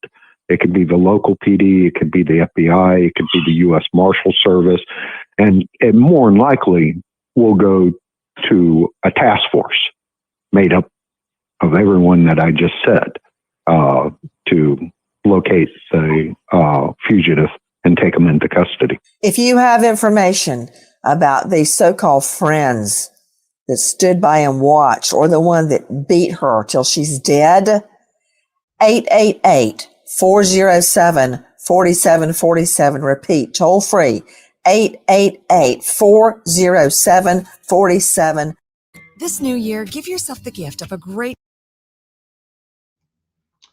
So that was part 2 of Nancy Grace, honey. And we made it right at our 3-hour mark. I stretched that. Shout out to Martin Lewis again, Resurrected. Y'all make sure y'all go check out his channel. Shout out to Martin Lewis and his channel. Shout out to Nancy Grace for the continuous coverage on this. I definitely appreciate when people are authentically talking about the situation, not trying to get caught or anything, just trying to get an understanding like anybody else. And if they just so happen to get an audience off that authentically, then hey, so be it. But I salute, the people that actually use facts. So, because that's what we need right now to actually get justice for Shanquella. All of these made up theories and stuff like that, that's not helping anything. It's not helping anybody. Things like what Martin Lewis Resurrected did to try to help figure out the time of day and stuff that it was. So that I think that that's amazing.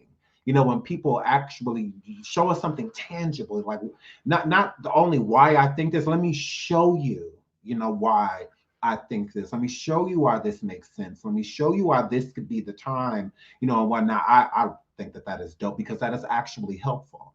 The video that Martin Lewis did, we could send that to the FBI and whatnot, and that can be helpful, like beneficial. Like, look at this. Look, he used this app that does this. Is this true? Like, like that stuff like that to me is helpful. It's helpful. So again, is Dejanay trans is not. Nazim Mammy coming forward is not like, none of that is beneficial. I really don't. Talking to Elias from Mexico that got fraudulent awards and also charges on them too. That's another thing. Geraldo, have you told the people about your background? Geraldo, do the people who channels you want to know what you did? Do they know what you did? Oh.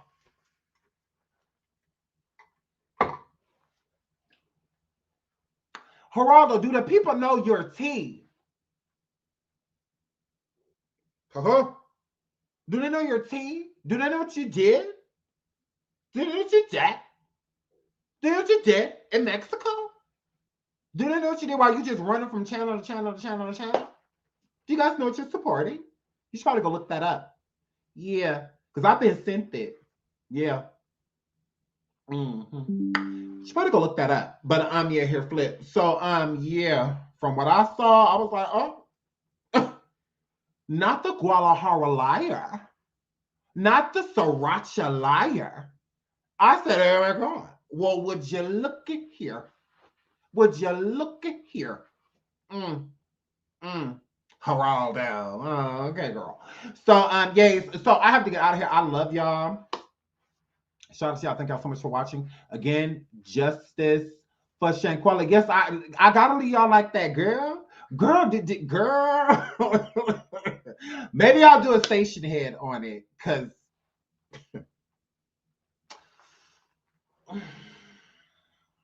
I got some tea about Mr. Geraldo, about Metropolitan. I was like, oh, this completely makes sense. I'm like, oh, okay, girl. Ooh. So you hear Flip. So maybe we'll do a station head about it tomorrow. Maybe a morning coffee, and we'll get into Geraldo, and what he been up to. So yeah, here Flip. But yeah, thank you again for watching. Thank you for all the donations and super chats, and all that good stuff. I love you guys.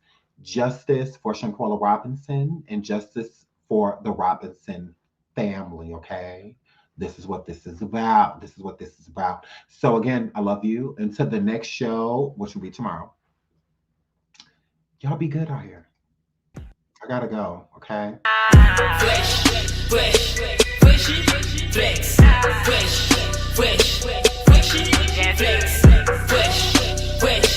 hell my, neck, got with